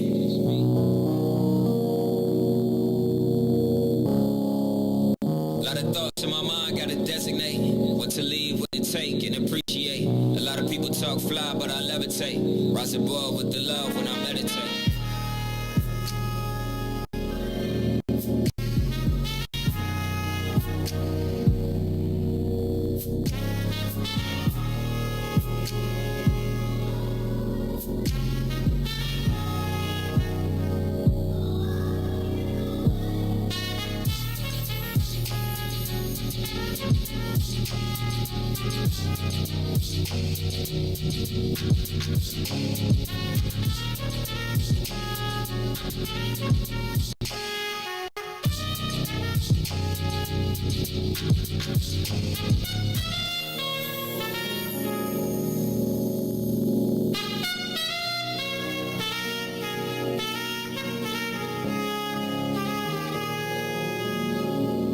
Listening to the Maze Jackson Show.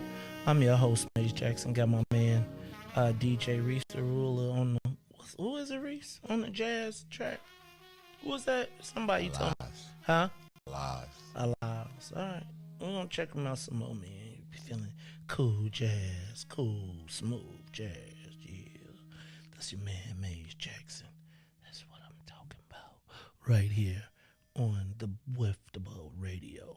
Smooth jazz, like straight R&B, straight R&B, straight R&B, nothing but the hits, straight R&B, straight R&B. All right, wait a minute. Oh, I thought I saw Carmen's birthday. All right, y'all, it's the Maze Jackson Show. Still nobody want to call me and tell me about what's up. Okay, so I was going to ask you, what is the way forward? And I see three paths. And I'm going to ask you all to give me a call because I'm in the process of trying to work a game plan for a political Illinois future. And I see three ways to proceed. And they go from easy, medium to hard. but they also have short and long-term consequences. So if you will bear with me, what I'd like to do is present to you what I see as our 3 ways forward black politically. And I think we've got to decide, are we going to proceed in one of these 3 modes? Now, I want you to give me a call, 872-259-7474, 872-259-7474. Which of the 3 ways should we proceed? So here's what I see.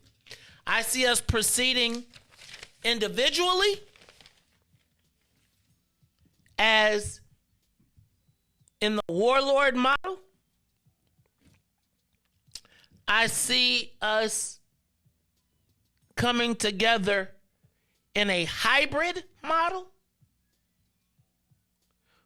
or, which I think is the medium way, or the hardest way, which is for black people to work together collectively.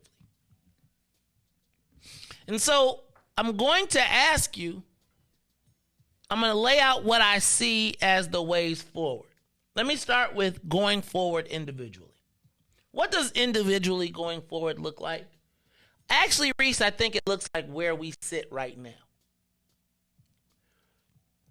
where all of our political decisions are made based on our individual beliefs, depending on the group that we are in, right? And so individually is probably the easiest, because you know what it is, Riis? It's me and mine. All I care about is me and mine. And whatever happens, as long as we eat, I don't care what happens around me. Now, that individual is really the easiest way, but I got to tell you, it's probably the most detrimental way. Because you're making political calculations based on what's best for you, not taking into account your role in the collective. And while you see yourself as an individual operator, your opponents will use you as an individual operator until you are left alone, at which point they will either kill or subjugate you.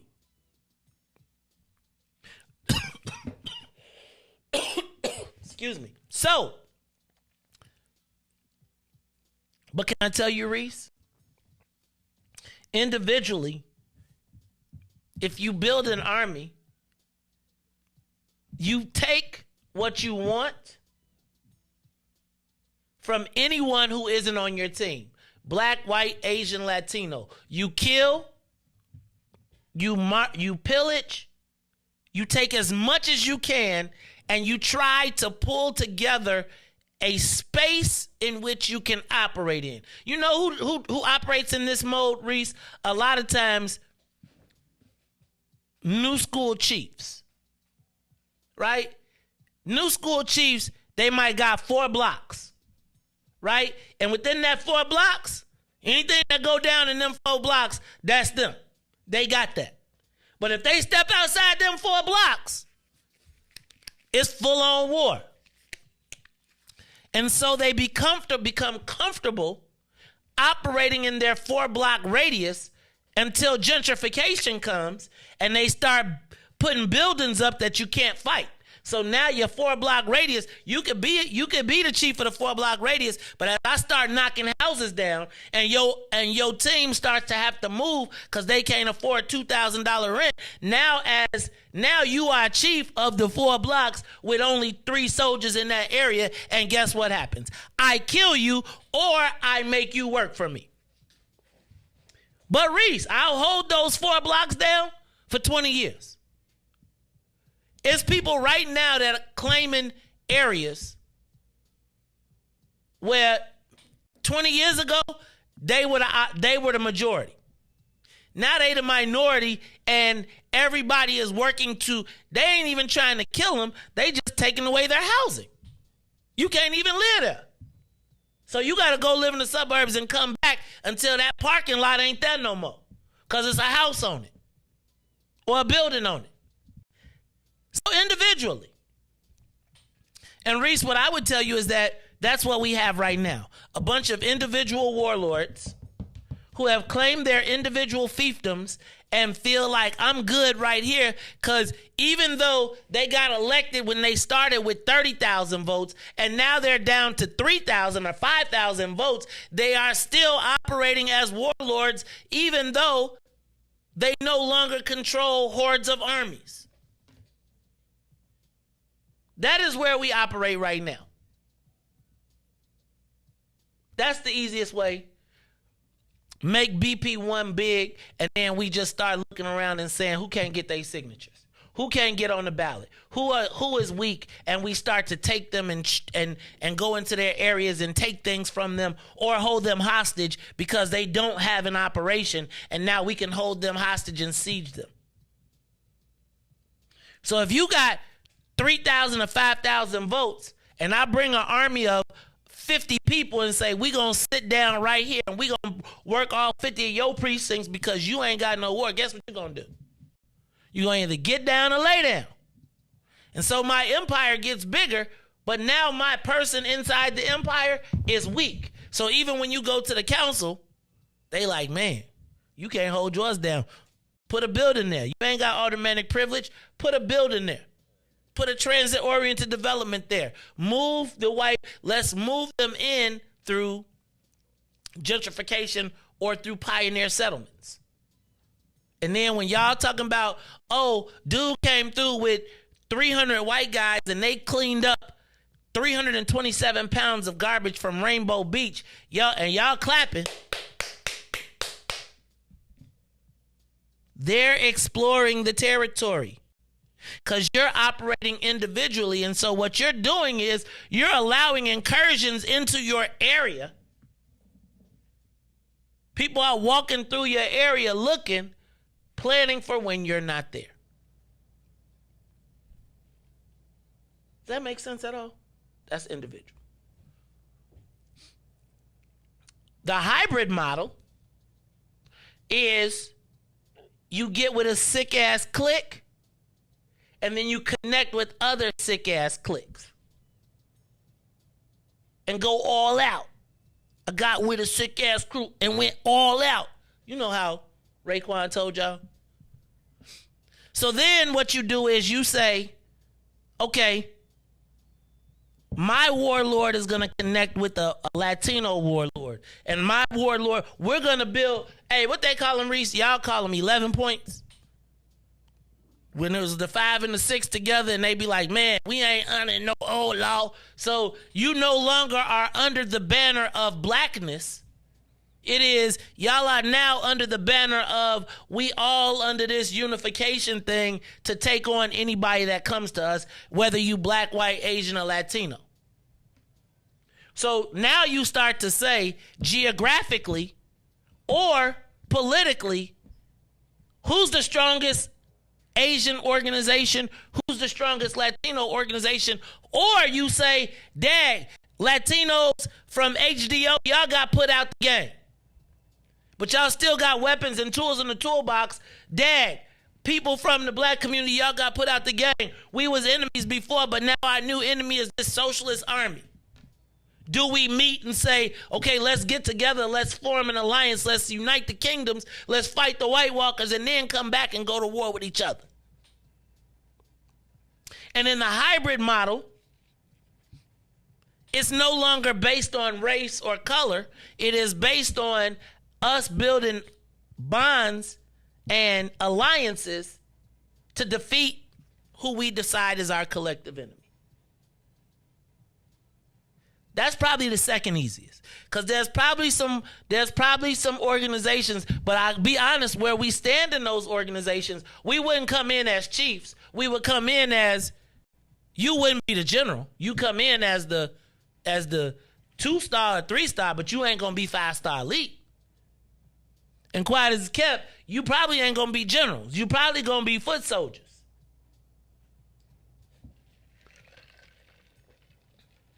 Because if I look around and I see you can't hold yours down,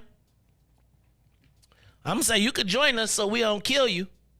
You could be a lieutenant. I'll make you a governor. Oh, but you certainly ain't. Oh, no. Five-star elite, no, sir. As a matter of fact, I'm not going to make you a governor. I'm going to make you a region. Governor, man, you ain't board member. Oh, you ain't getting no seats on the board. No. No board membership for you. But you can be part of the crew. And you can have security, and we'll even give you your own land. But you got to bow to us. And the final way, which is probably the hardest, is for us to recognize that we're at the rock bottom and all we got is us. And then unify as us and become the United States of Black people, the United Organizations of Black Organizations in Chicago, the Congress of Black Organizations in Chicago, and start to say who is with us and who is against us. And not based on personal and not based on, but like realistically, here is what our goal is. Guys, we are 30 years behind. We lost Harold Washington in what, 1983? 85. When was it, 85? Anyway, 80s, 90s, 2000s, 2010, 2020. We are 40 years out.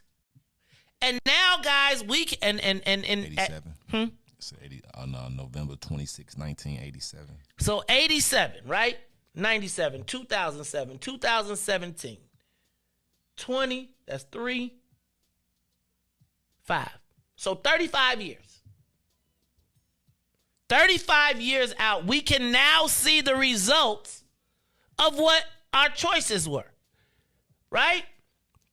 And so looking at that, now we have to say, are we going to unify? Because if we ain't going to unify, Riis, if we're not going to drop our flags, if we're not going to say that our common denominator is our blackness, and we unify and then step out together with an understanding, then the best option is 2 or 1. But 2 or 1 both lead to death or subjugation. You either die on the battlefield fighting for someone else or yourself, or you unify as Black folks, put together our understanding, and then approach the war as one unified army with many different components of it. But I got to understand, what is our way forward? Everybody tell me, man, we always been crabs in a barrel. I got it. But guys, guess what? They're about to have a what you call it? They trying to have crab legs. They having a crab boil. So we all in this barrel about to be boiled, and we still talking about the crabs in the barrel. I appreciate that, Edie. That was a good point, right? And that's why I gotta act like, and that's why this part is the hardest. Like, it would be much easier, and I'm telling you, this is how we got here.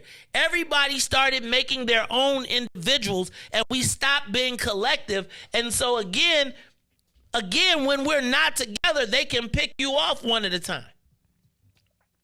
So then what you got to do is you be a warlord, and then you got to be willing to kill your own people and put them up in front. Give us a call, 872-259-7474. Caller, you're on the Maze Jackson Show. How do we proceed? Which way do we go from here? Byron, good morning. Byron, you on the street, boy. Byron came back from vacation, and he is giving it to us. What's up, Byron? I was enjoying your call yesterday, too, man. I don't know why. I forgot what I said. But anyway, hey, where do we live at? In the United States of America, right? And Yep. what is it based on? Capitalism, right? Yep. Everything is based on money. If Pritzker, I don't care what you do, if Pritzker wants to take you out, he got enough money to take your ass out. And Black people, though. He can pay enough Black people to do it. He can play the alderman like he's been paying them off. He can play Dwight Wickham, and he can play Kim Fox. Kim Fox to send the criminals back on the street to kill, to wipe our community out. Right? That's all the criminals are doing. They're making us scared. They're making us don't want to do anything, and we all scared. That's all the criminals are doing, and Kim Fox is helping us do that. This is where I have a problem with you. We all know what the problem is with crime. We can't go forward unless we have this crime, right? You're right. We got to get the criminals off the street. We got to get the criminals off the street so we can open businesses. No one in their right mind is going to open up a business in the black community outside of the guys who had worse situations from the Arab community who come in there and don't give a damn. We do give a damn. We don't want to get shot. We don't want to get robbed every damn day. We have inventory. Our profit margins are slim. We cannot survive on that slim margin every damn day somebody stealing your stuff. We can't do it, okay? Now, here's the problem I have with you. You have this big linebacker guy who was a state senator, Buckner. He came in there. I mean, these guys come on your show and talk all this good nonsense and then vote against us, right? We have to call them out. We have to call them out, right? We have to call them out. There's another guy on the west side. I forgot what his name is. He's LaFord. He serves no purpose for us collectively. See, I'm not looking for myself. Collectively, he serves no purpose, right? We gotta call them out. But here's the deal, Maze. I know I can't mention his name because he was the 45th president. I don't want to mention his name. It's called making the deal, right? Either take the 0 or take the 10. If somebody comes with you, it's almost like the second plan, the hybrid plan. But my hybrid plan is, hey, figure what deal I can make with you, and figure what deal I can make with you, and collectively, which one served the best for my community? Let's go with that one for this one, right? The next time it could be something different, right? It could be somebody different. But let's take the deal that's going to make the community better community going forward. We cannot just take 0 because I hate the boogeyman. Who cares about the boogeyman? This is America. It's all about money. Let's get the money for our people so we have money to support people down the line. One more time, Maze. Let's get the money for our community. Let's employ them. Let's put money in their pocket so that they can build businesses and then contribute to our going forward in the future so we can take on people like Priska. But without money, you ain't doing a jack squat thing. And people like Buckner and Ford, they're keeping us down with this beautiful talk. It's like Jesse Jackson Jr. and all those guys. They talk such a beautiful thing. And people just flock their pole because he talk a good game. How about doing something? Hey, I grew up on a farm. Every day before I go to school, I had to go to the well, put water on top of my head, and bring it back to the house so my mama and dad can have water in the house, right? We had to milk the cows. We had to feed the chickens and the pigs, make sure to get their slop and everything else. Hey, we had to do a whole bunch of stuff, work, before we went to school, and then we walked 10 to 50 miles to school, okay? That's what we did. See, people who have a business who work hard to get money know the value of money and how to treat it. How to do things, right? That's why people they just talk a good game and just went to these great schools and never had a real job. They don't know nothing about how to make money, how money works. We gotta make money spread in our community. That's what I'm saying. Start the lawn services, brothers and sisters who ain't doing nothing just cut grass. It's nothing. And those guys coming doing $20 and $30, they can make $2,000 a month just cutting grass if they wanted to. This is called hustling. It's all about money, Maze. But we need to get off the boogeyman thing about the Republicans. Whoever offer us the best deal, that's where we should go. And what do you think about that? Hey, man. You like the 0. Maybe you like the rest of them. You like the 0. You just like the 0 all the time. And because the boogeyman, don't care about the orange man, blue man. I don't care. I just want the bag for my people. Whoever can give us more money, more things. Go ahead, Maze. I've been saying this, right? It's like so here's my challenge, and thank you, Byron, for your call. My challenge is I be trying to tell you this, but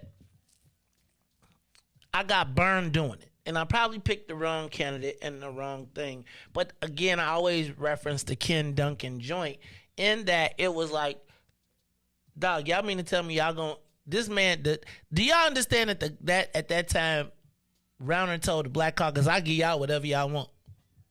It's just them, they can't get it. And I just, for the life of me, could not understand how we couldn't take that deal. And I'm going to tell you, ever since that day, I have learned in Chicago, we is sick boss regardless of what they tell us. Go to the live line. Call us the Mace Jackson Show. Which way is it for? Do we go individual, hybrid, or collective? Because I almost feel like I'd rather call Chewy up and be like, hey, man, you want me to bring the army to you? And then we at least, what Ruthie said, at least we ain't got to be them ninjas. Let's go. Caller, what's up? Hey, bro. Hey, what up, man? What's up, family? Hey, what's up, Riis? Hey, man, I'm just rock with option 3 as the goal. But I will never discredit or minimalize the condition of options 1 and 2. So I think, option 3 is the goal. I mean, that's just something that I believe in. That I feel most comfortable with that. But we got to individually do the work that can clear up this BS that we be on when it's time for us to do the work like Byron said. See, so, if you coming with that hating, if you coming with that, stab your brother or sister in the back, if you coming with that crumb mentality, man, go and do your work on yourself and then come back to the group. Because that's the problem. It's a lot of hate. It's a lot of pain. It's a lot of failed relationships. It's a lot of failure. It's a lot of failure within people. And they carry that on to the next relationship. So even if we build something beautiful, people are going to come with that failure mentality. And that's what we fighting against. I don't need nobody to come help me if I can turn to my brother and he got my back and I trust him. That's what we own. It ain't about trying to find somebody that's going to come help us and they going to do this. When I went to New Era's thing, they had 10 people out there. But all them 10 people was on the same page. So we don't need all these people, man, because all they going to do is mess our stuff up. Historical reference. Every time we say, oh, this is the leader, what do they do to that leader? We have to learn from all these failures and incorporate that to build something new. If capitalism ain't been working for us, if that's the system we need right now, then utilize it until we get to something better. But don't sit around here and say, well, we can't do nothing. Do the work. Do for self. The paradigm is already there. We ain't recreating the wheel. We built pyramids. We built Timbuktu. We built Black Wall Street. We built all this stuff already. You just got to get back to building. The church is always open. Y'all know where we at every Saturday. Come through. Use your talents that you take to work every day for your people. Use your talent. Don't look to Maze to do it. You do it. What are you doing? And that's all I got to say, bro. Do for self. You do for self, you good. Lesson number 1 of Maze is what? They are not your friends. So even if you coalesce with them, even if you build with them, what they gonna do? They gonna stab you in the back. Man, that's my man Devin Gordine. It's the Maze Jackson Show. What's our way forward? I think I presented them to you, and I think whether we like those options or not, those are the options that people are considering right now. If you are black and you are in the political realm, you fall into one of those 3 categories, right? You are either working for your individual self-interest, which I'm not going to say is bad. You are now thinking about forming a hybrid organization. I would tell you that most of our young people, if they're looking and they're in politics, they're probably looking in that arena. I was thinking about one of the young ladies who ran for Metropolitan Water Reclamation District who consider herself a black progressive. And the white folks showed her that she was OJ too. And it's like afterwards, it was like, I can't believe the treatment that I've gotten. And I'm not saying it in a disrespectful way, but it's like, you're like Like there were people parading her around as if, look, this is my black friend. I'm bringing my black mentee to the table, et cetera, et cetera. But when it was time, they stepped away. And the people who were saying, hey, sis, let me try to be helpful to you, they were told to stay away from black people like Maze Jackson. But where was those people when you was on the campaign trail? It's just a crazy situation where we are taught to stay away from our own people, even as they are trying to drown you. So we got a life vest, and they like, don't put the life vest on because he giving you a life vest with lead, and they're pulling you. They've tied an anchor to your foot. It's the Maze Jackson Show, man. Let me take a quick break. When we come back, I'm gonna play some video. So Riis, we're gonna probably use Ruthie's mic, because I want to play some video, because what I want to talk about, yesterday, there was a lot of back and forth in the chat. And it got me to thinking about the legacy of Harold Washington. And who has benefited the most from Harold Washington's legacy. And I'm going to bring up some old video from the Harold Washington era, because somewhere in the Bible it says, what is it? Don't be the first one to cast stones. Cast not, you know what I'm saying? Judge not lest ye be judged. It's like this complete state of dysfunction that we operate in, that people have forgotten about has been 35 years of dysfunction. And people are still arguing about the 35 years of dysfunction. And I'm going to give you I want you to see the people who were there, and I'm going to give you a list of names, and I want you to see them and us, and I want you to see who really benefited from Harold Washington's legacy. It's the Maze Jackson Show. We'll be back after these messages. The Maze Jackson Show. We'll be back after this break. Maze Jackson. Byron, you got a nomination for the vice president of the phone club. Say what? Dang, Byron. Look, Tennille done nominated you for the vice president of the phone club. Riis has seconded. All those in favor of Byron being the vice president of the phone club signify by saying aye. Go once, going twice. And you are now officially the vice president of the phone club.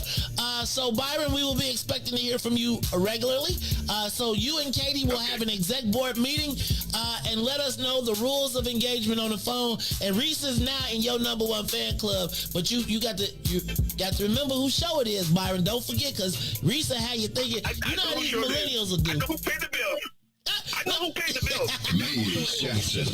It's the Maze Jackson Show, where every single day we ask the question, what's in it for the black people? And if you don't like it, you can still tell them.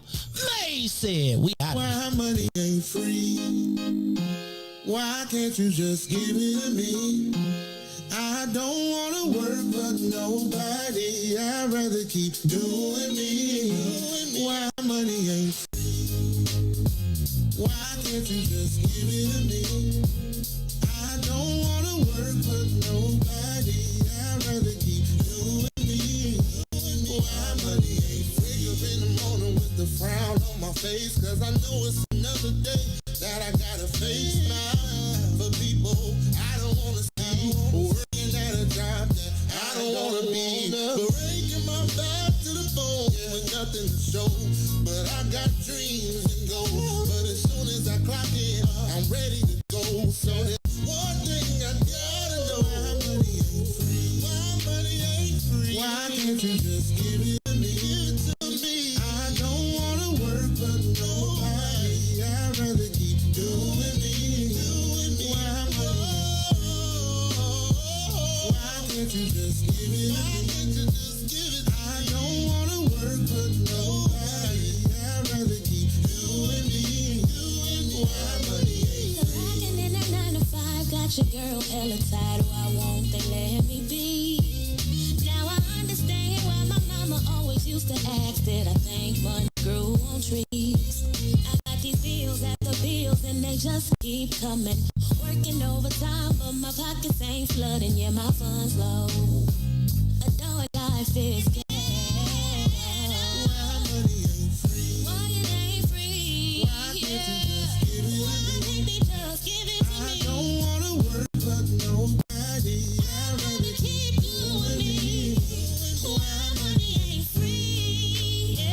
Why can't you just give it to me?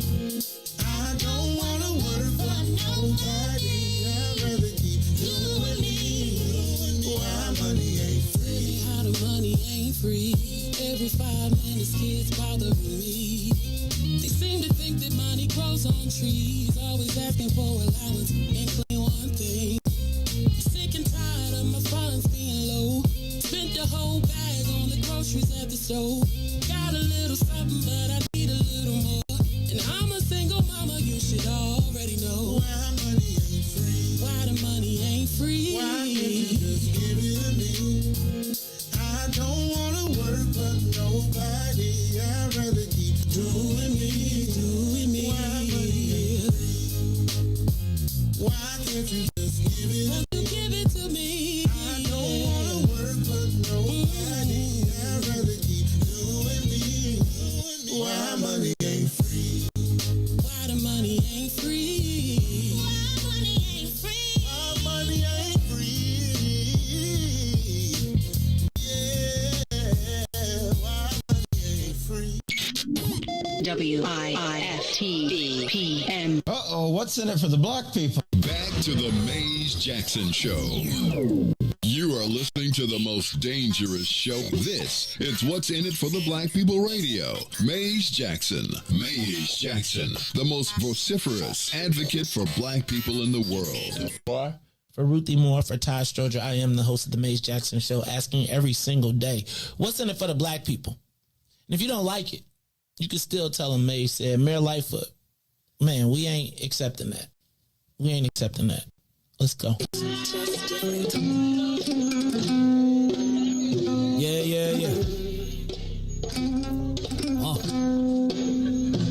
Let's get down to business and go ahead and address the facts, man. Lightfoot seems more lesbian than black. Rahm Emanuel's another case. He was just as tired. 50 closed schools left much to be desired. Police had Anjanette naked on that body cam. They suppressed the footage so it couldn't touch a lot of hands. Reminds me of that 16 shots in that cover-up. Both of them similar, so I went and dug it up. George Floyd killed, a lot of riots happened in the town. Southside burned and they wouldn't let them bridges down. Grandmother sick, need a prescription and plus a couple groceries. You gon' have to travel just to get it now. COVID-19 out here shutting all the business down. Not enough SBA loans to even give around. So many failed businesses that you could put them in the pile. If you don't survive the pandemic, it's gonna sit you down. We sing, dance, play ball, entertain, and crack jokes. Government infested black neighborhoods with crack smoke. System that milked us so bad, we got lactose. Still trying to find out what's in it for us black folks. We sing, dance, play ball, entertain, and crack jokes. Government infested black neighborhoods with crack smoke. System that milked us so bad, we got lactose. Still trying to find out what's in it for us black folks. Shout out to Willie Wilson, hope one day you get to send it. We need some different players in the game to handle business. Too many shady characters like Madigan and Blago. But when you really break it down, it's typical Chicago. City full of gangsters, it's what the land was built on. Same streets with hood legends, DNA gets spilled on. Carjackers out here lurking, trying to get they steal on. Looking for a block to put them Hellcat wheels on. Let us give bogus appraisals a red line. Car crackers out here getting minimal fair time. And I'm concealed carry, I stay with the pipe. But Illinois gun laws giving minimal rights. Stay up on the swivel, make sure I'm moving tight. Check all of my mirrors when I pull up to the light. Pick my homie up from out of town, man, he caught a flight. He was hella nervous, told him, shorty, this is a way of life. We sing, dance, play ball, entertain, and crack jokes. Government infested black neighborhoods with crack smoke. System that milked us so bad, we got lactose. Still trying to find out what's in it for us black folks. We sing, dance, play ball, entertain, and crack jokes. Government infested black neighborhoods with crack smoke. System that milked us so bad, we got lactose. Still trying to find out what's in it for us black folks.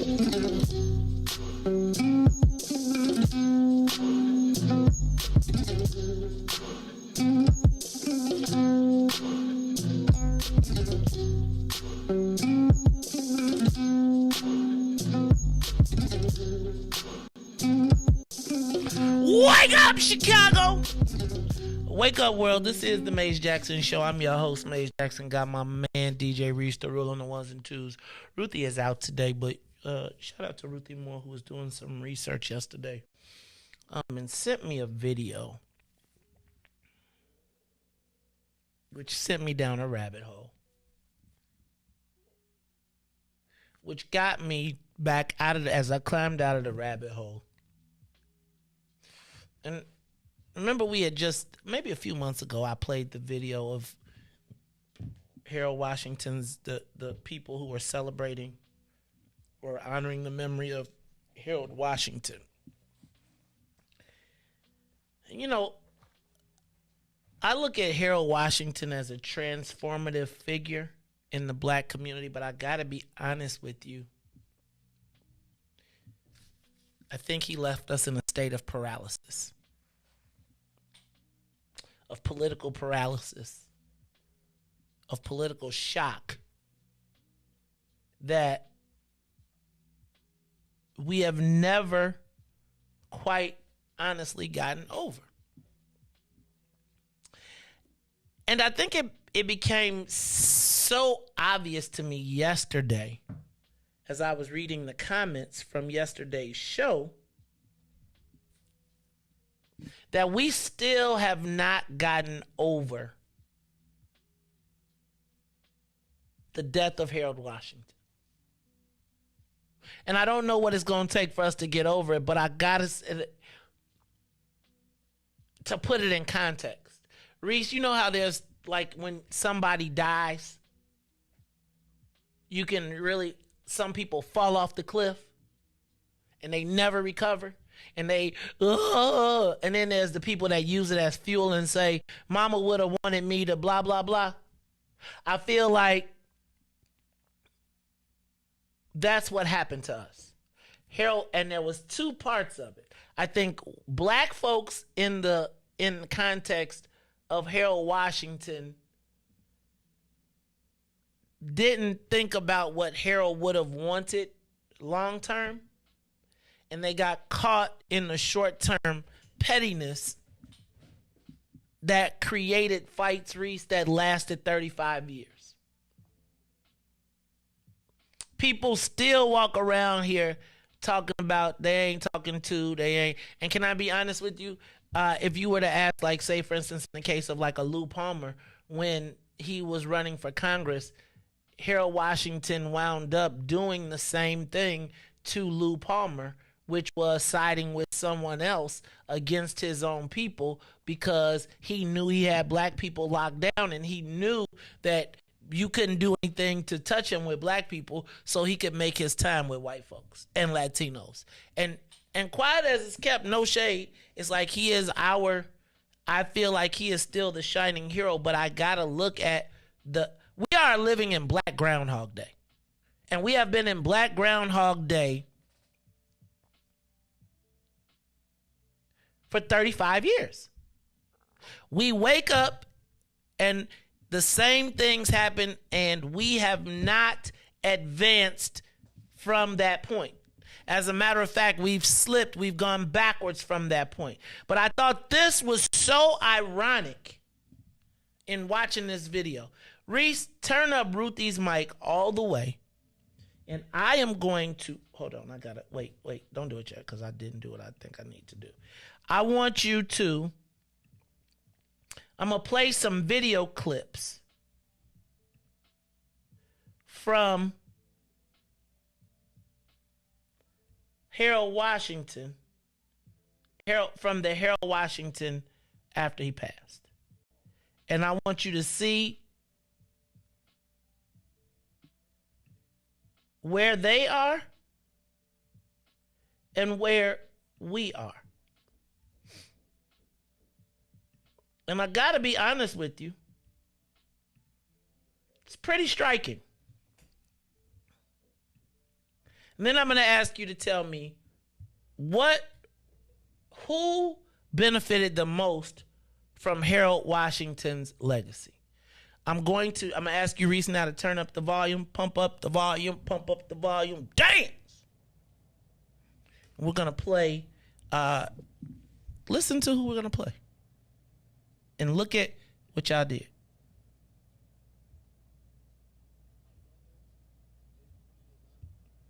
Rest in peace. I would like to, remembering our brother, the late Rudy Lozano, may he rest in peace.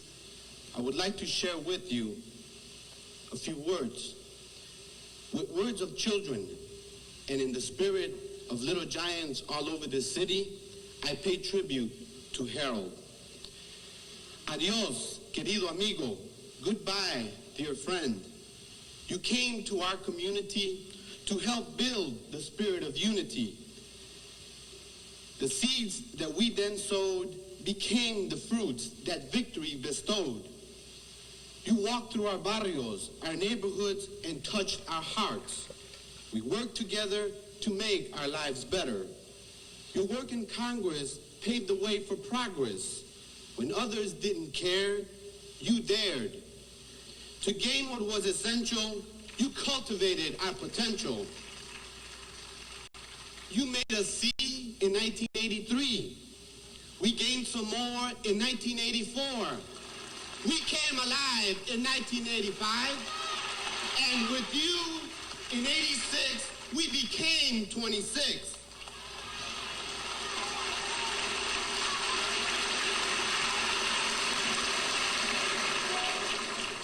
To learn what makes us go, there's no place you wouldn't go. From the beaches of San Juan to the mountains of Mexico. And now that you've gone, we the people vow to stay strong. The unity of our coalition is a tribute to the Washington tradition. Today in 87, we know that you're in heaven. Adios, amigo. Adios.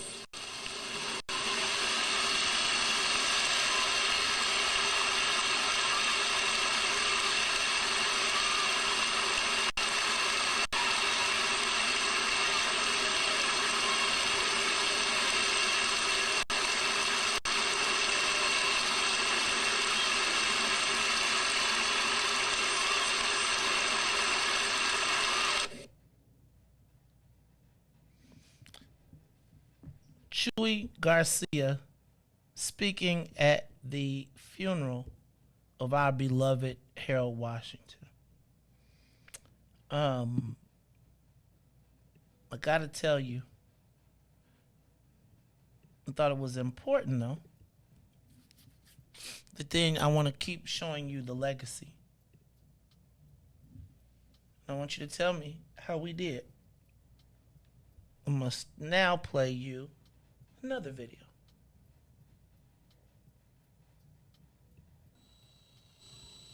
To spend an eternity with the Prince of Peace, Lord of... Oh, that's how the video is. You gotta turn it up though, as high as you can. Thank you very, very much. Oh, hold on.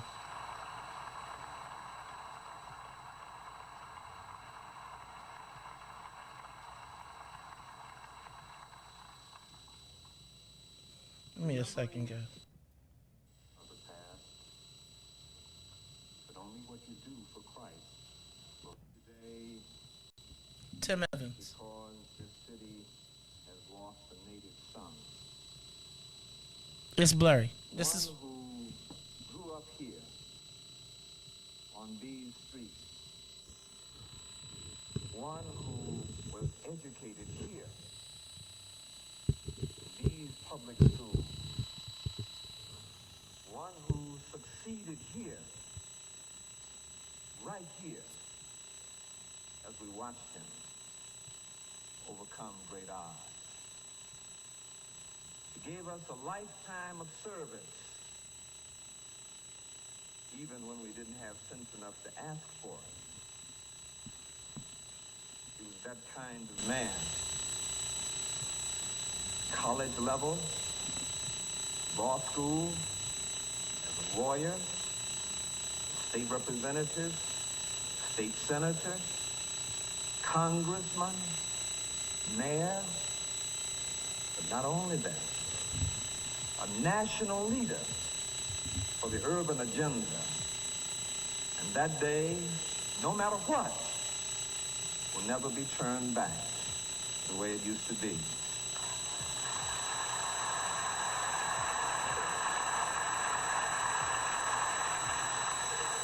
He was our beacon of hope. Through his eyes, we could see. It was like a star that was permitted to shine Very, very bright.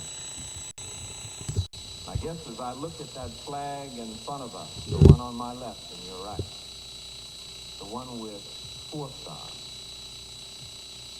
I will never look at that flag again without seeing in my mind's eye a 5th star that will shine forever.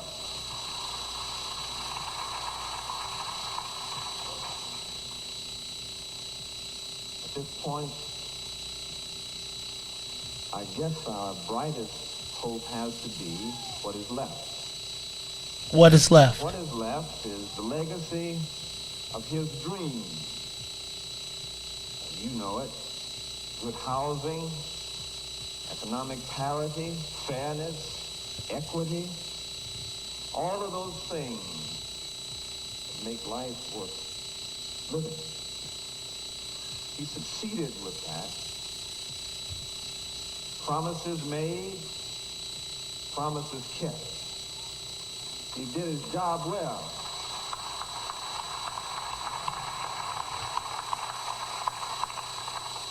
We are now summoned, and I hope that we are up to the task. Let his legacy be our finest hour. Let us do what he would do. Let us push this city forward once again.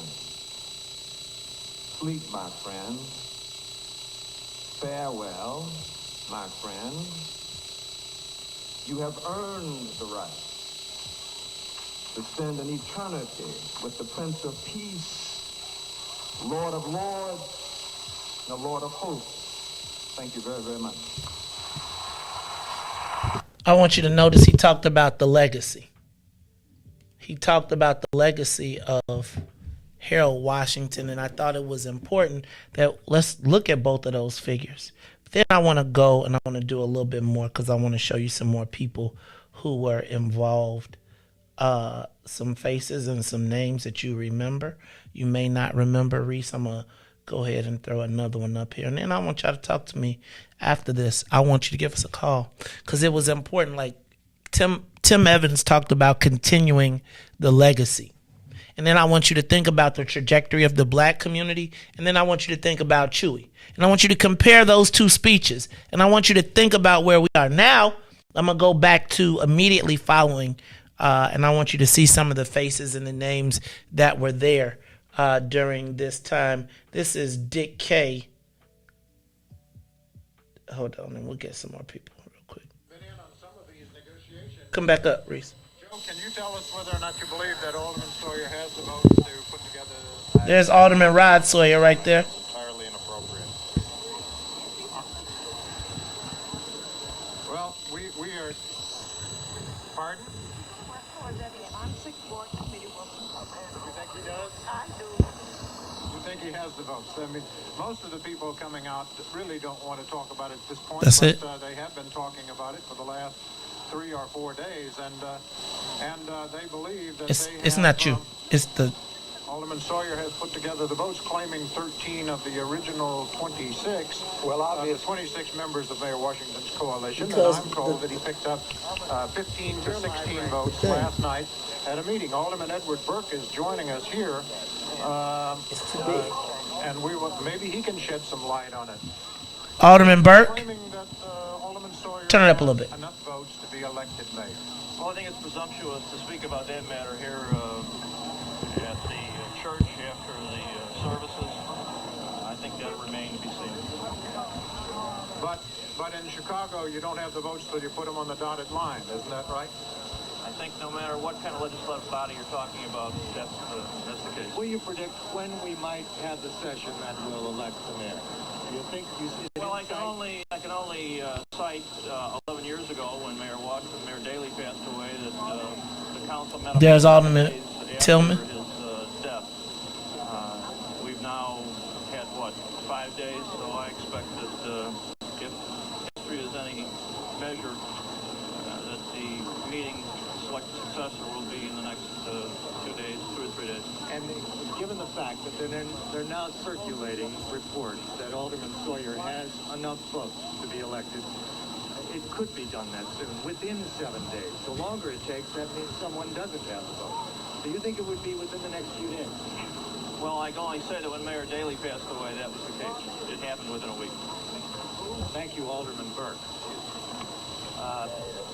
Going over this way now to... Well, Alderman Juan Solis, Alderman Solis, I am told that some people believe that Alderman Sawyer has enough votes to become mayor, and I'm told that there may be some other scenarios to be played out. Are the Hispanics a part of the scenario to be played out? Well, the Hispanics will always be part of the scenario, and we hope to be a significant part of the scenario. At this time, we are in the last stages of paying tribute to our late mayor, and we've suspended really any commitment until after the funeral. So, is there any possibility that anyone could come out for Alderman Juan Solis?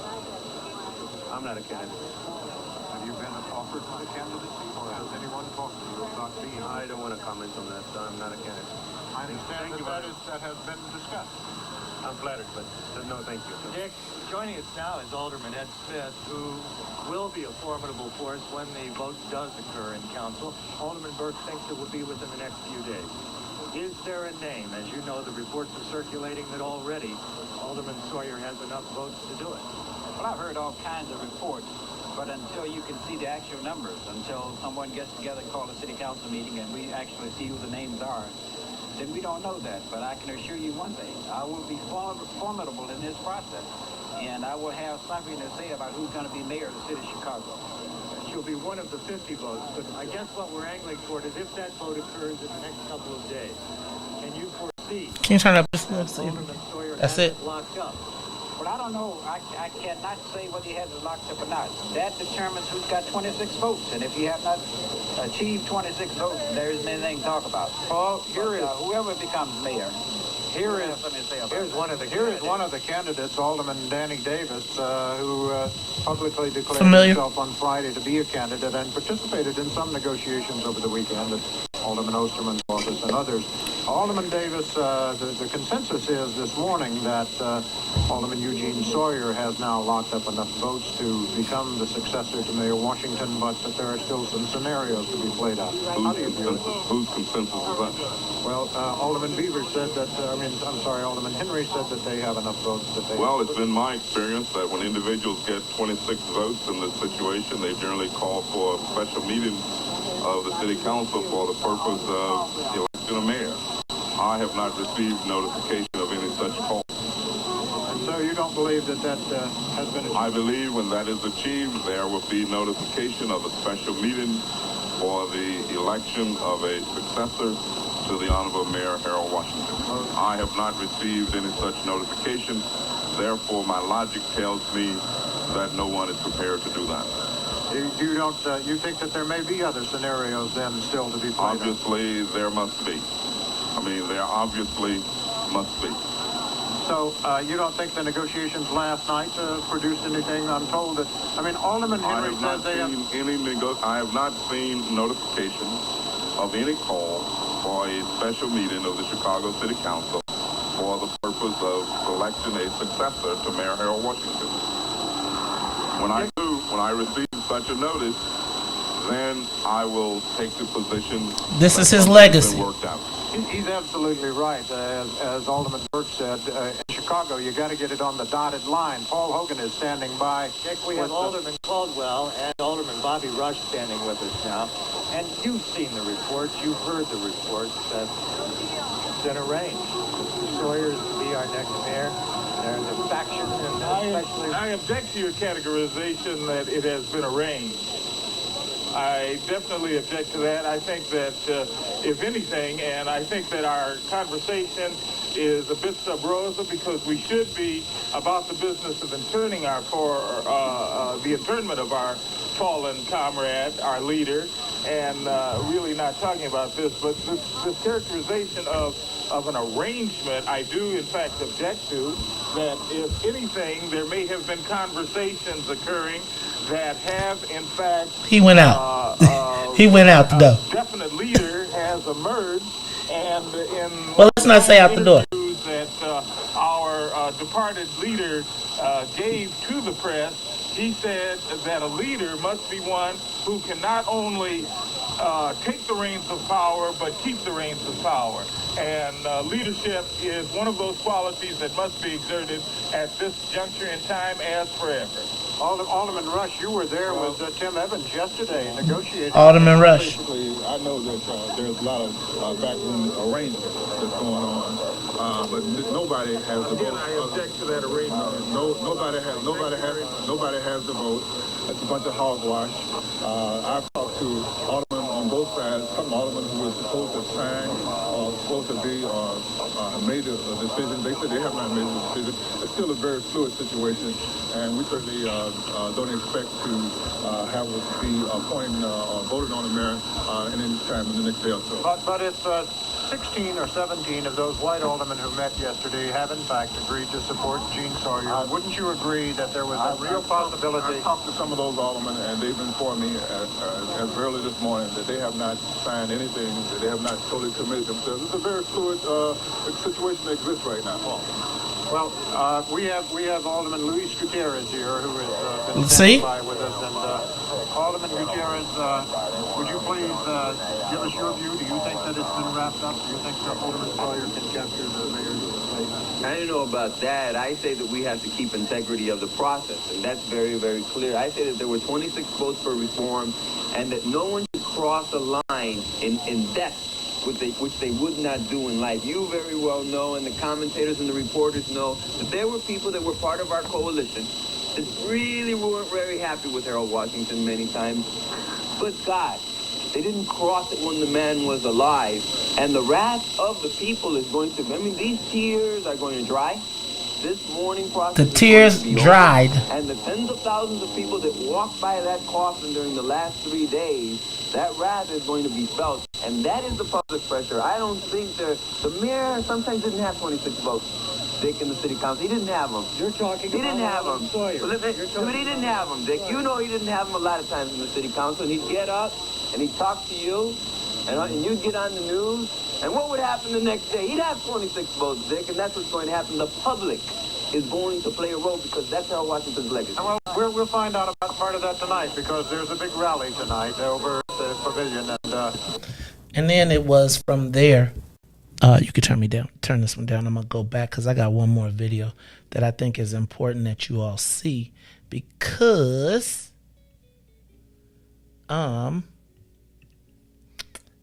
it goes to my point of where did the power go? And what is the legacy of Harold Washington?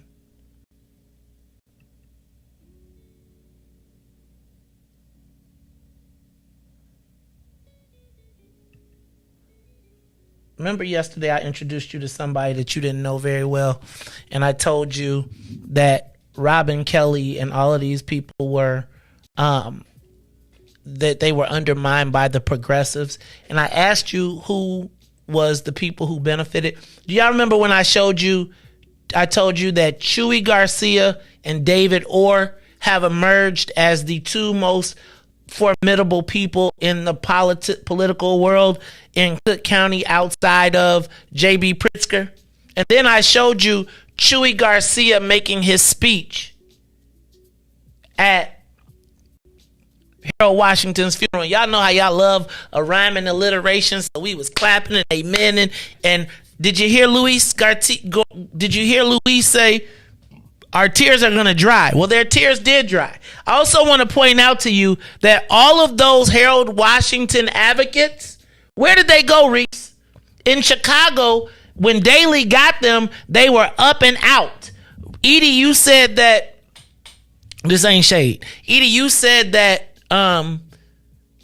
Tim Evans continued the legacy. No, Tim Evans took the deal and Shoni Preckwinkle was the Daley's candidate to get rid of him because remember how they didn't want to have another black savior. And then once Tony Preckwinkle took Tim Evans out for the Daleys, then the Daleys, concerned that he could potentially come back and run for mayor again, gave him the head of the Cook County courts. which gave him his own fiefdom where he was always protected. Understand that every single person that you saw that was oppositional, Danny Davis, Gutierrez, Chewy Garcia, Bobby Rush, they all were up and out. Remember I told you in Chicago, the deal is nobody cares about you going to Congress. That's what happened to Robin Kelly.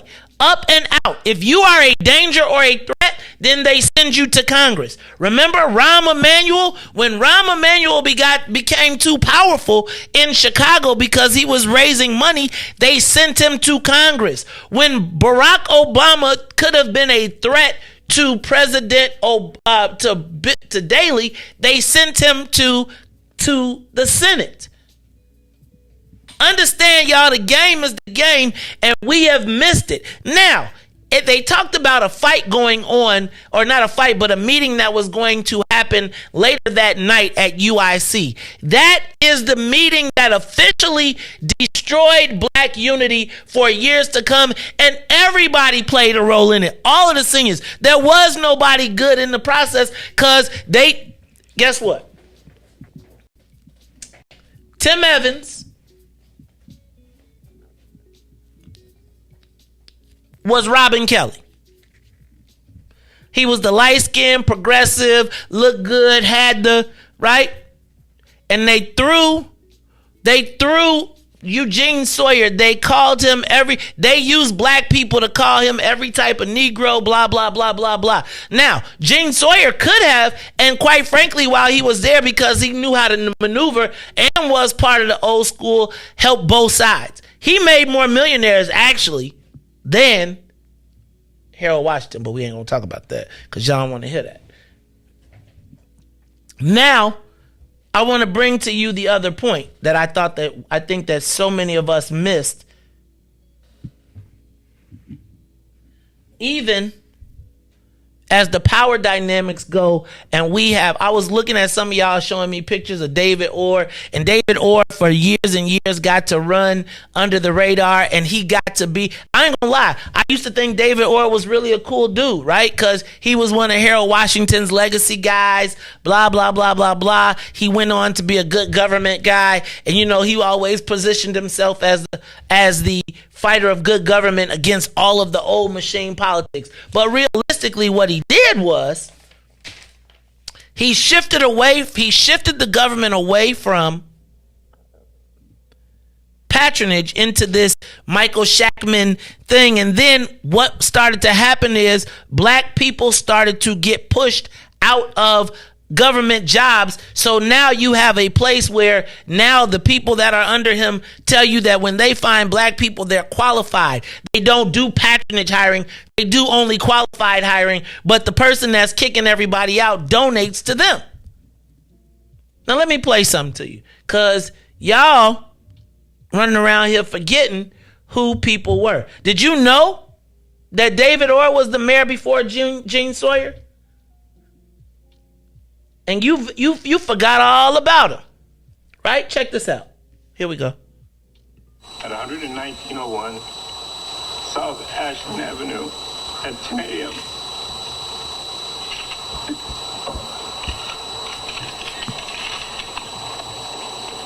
There certainly are questions about matters of succession. Turn it up. As interim mayor, with the powers and duties of mayor, I will serve until the city council selects, by a majority vote of at least 26 aldermen, an acting mayor from among the 50 aldermen. It's not a rallying cry at all. It's the truth. I've been approached by some members of the city council who have said, hey, I could support you. I think it's a very fluid situation, and I think to say anything less would be less than candid. If I can cheer. When I met him Friday, I just said mayor. Minutes, number of people. And I want y'all to look back up, because once you taste it, pay attention to Orr in this play. South Side, and who decided that they would spend this day inside. Black people was crying. They were plotting. We want to make a correction, Renee. Originally, Renee was going to try to be at Robert Taylor Homes this morning, but she changed locations and is with a family. I want you to pay attention to Orr. A long way because he was playing the power game back in the day, but playing it innocently. Pay attention. It's like the Dons being like, congratulations. Look, that's the White Caucus inside of Harold Washington's caucus. Look at them. They congratulate. Number of mayors, Wilson Good of Philadelphia. Congressman Charlie Hayes with acting mayor, interim mayor. Actually, when I met him Friday, I just said mayor. Mayor David Orr. He is, in fact, the mayor of Chicago. He signs the papers. He is, as part of the orderly succession, he was the vice mayor, and he became mayor until the council, in short order, or soon, however the statute reads, elects one of its own. The astonishing thing is that in these 4 years, we could have as many as 5 mayors. It was always Barzini. David Orr as vice mayor, elect an interim mayor from the members of the city council. In 2 years, or less than 2 years, have a special election until the 1991 election, which would potentially yield the 5th. Gotta ask you, Harold Washington legacy. Look at all the people that we saw. We saw Danny Davis. We saw Bobby Rush. Riis, we saw David Orr. David Orr right now, combined with Chuy Garcia, that nobody even remembered. Riis, Chuy Garcia and David Orr. The black people left. Turn off Ruthie's mic. Riis, the black people never healed from Harold Washington's death. Meanwhile, you watched as Chuy Garcia went into wilderness and came back and has now ascended to become the most powerful person in state government outside of the governor. Riis, he was out of government for 10 years. Bobby Rush, Danny Davis, right? Congressman. Look at all of those people that we saw. And yesterday, I was watching in our chat as we saw 2 black people that I have a tremendous amount of respect for arguing over 20-year beefs. I feel like if y'all can't watch this and see the trajectory of every person that was there. David Orr, Chuy Garcia never ended their relationship that was built. Congressman Luis Gutierrez, he came back to us and told us that he was starting an organization to take care of immigrants. Y'all, everybody, right now we are at the precipice of undocumented immigrants having the right to vote. And I got to tell you, the sanctuary city policy started here.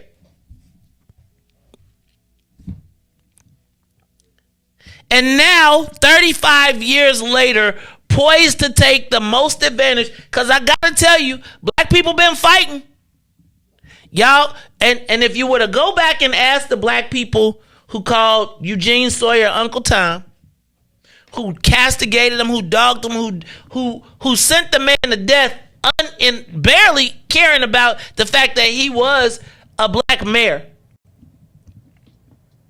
realized that they allowed the fight to be put between them, and we were gone from power forever. And we've been fighting since then. And I gotta tell you, it's like everybody loves to rewrite history, but y'all, we have never recovered from Harold Washington. And if you try to say something about it, the same people that's still fighting will be the first people to call you out. I honor and respect and love everything that happened. But y'all, if we can't see that has paralyzed us, that the same fights that happened right there are still the same fights right now. Look, y'all see it. Give us a call, 872-259-7474. Who benefited most from Harold Washington's legacy? Now that we got 35 years to look back, what's up? Give us a call, 872-259-7474. Caller? You there? Yes, good morning, my son. Good morning, Sister Zakia. Listen, I want to comment on this. You know, I was a big part of that Harold Washington movement. After we worked so hard in the grassroots across the city for Harold, I didn't leave the movement. I stayed in the movement, and I fought to get his people elected, his candidates, his aldermen uptown, 3rd Ward, 15th Ward.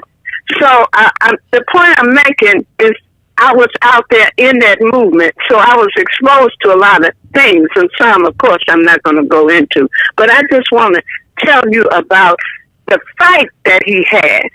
See, he died too soon, in my opinion, to see more benefits coming from him, because it was a hell of a job, Maze.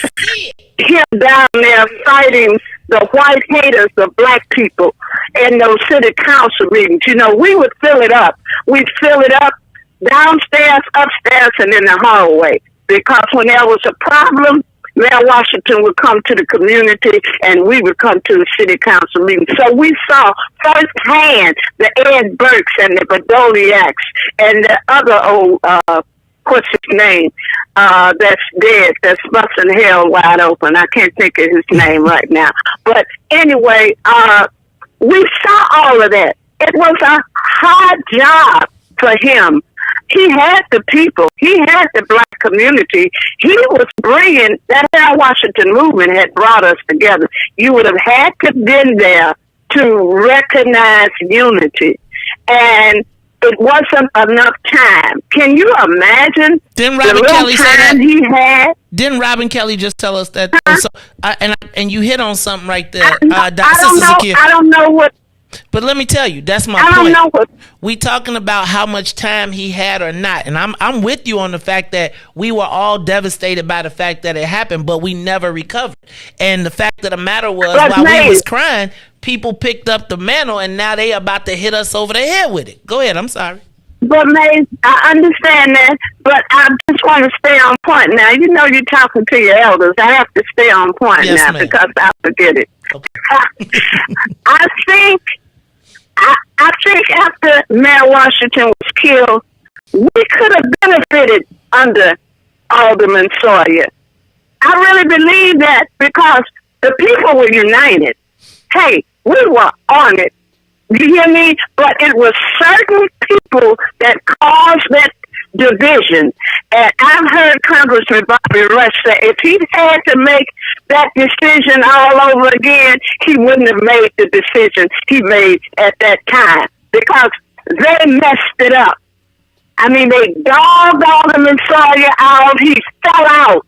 He passed out on the city council floor. They dogged him out just that much. Well, when you got the people, don't worry about white folks. If the people are united, we're going to be all right. I found that out with my experience in the movement. So more people could have benefited if Mayor Washington had lived, but he didn't. And I'll go on to say we still could have gotten benefits up under Alderman Sawyer because the people were united. We were right there. And I wish Bill Walsh was here so he could give you all some history of someone who was right there in the thick of things. And here's the other thing quickly. Grassroots, those of us that work to get all of these people in place. I was one of Bobby Rush's best precinct captains down here in the 2nd Ward. Those people that we put in place who you will never hear them talk about grassroots. You go to any Harold Washington legacy, Josie Childs is the only one that recognized grassroots workers. But those of us that put these candidates in place, you never hear nothing about us. When those people got in place around Mayor Washington, they kept grassroots people away from the mayor. They didn't want us to get up in the mix of things to get positions and things. I'm just telling you, I ain't gonna call no names on this radio, but those that were there know just who, and some of them are living right now. They wicked black people. Didn't want grassroots people to get. Bill Wallace will tell you who they are, though, because he was there.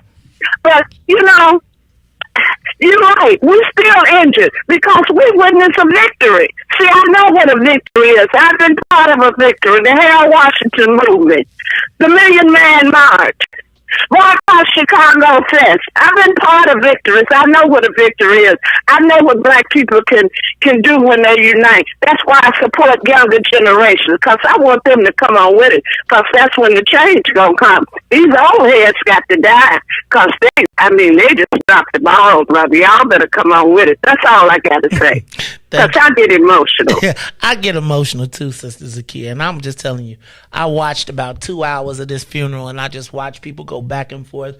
And the same people, like, while we still trying to recover, they done kicked it. They done moved on. They done. Look, man.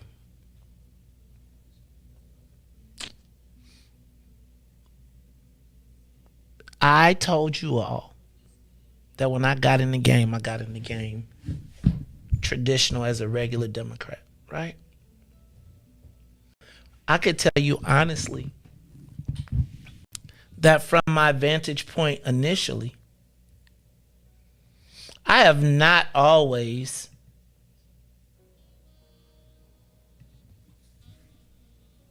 made the right political choices for the black community. I thought I was. I thought when I first, and I think it's part of having the blinders taken off, because we figure out a way to compromise. We figure out a way to get to compromising, thinking that we're going to do the best for our people. And now we have 35 years to look at how that is worked out. Y'all, there is no one who was here for the last 35 years that did not mess up. From Harold Washington, I don't care how close you was, how tight you was. I don't care if he talked to you every night. I don't care if you never talked to him again. We as black people have failed moving forward since Harold Washington. And all you need to do is look at the Chewy Garcia video to see it. That's it. That's it. That is it. Look at how young he was back then, and think about how many of us are still claiming him as our boy, as he was able to move freely through our neighborhoods, building up his muscles until a point in which he could then step back and literally throw out the black woman because they're not as, because what she said, they said we want more focus on the Latinos.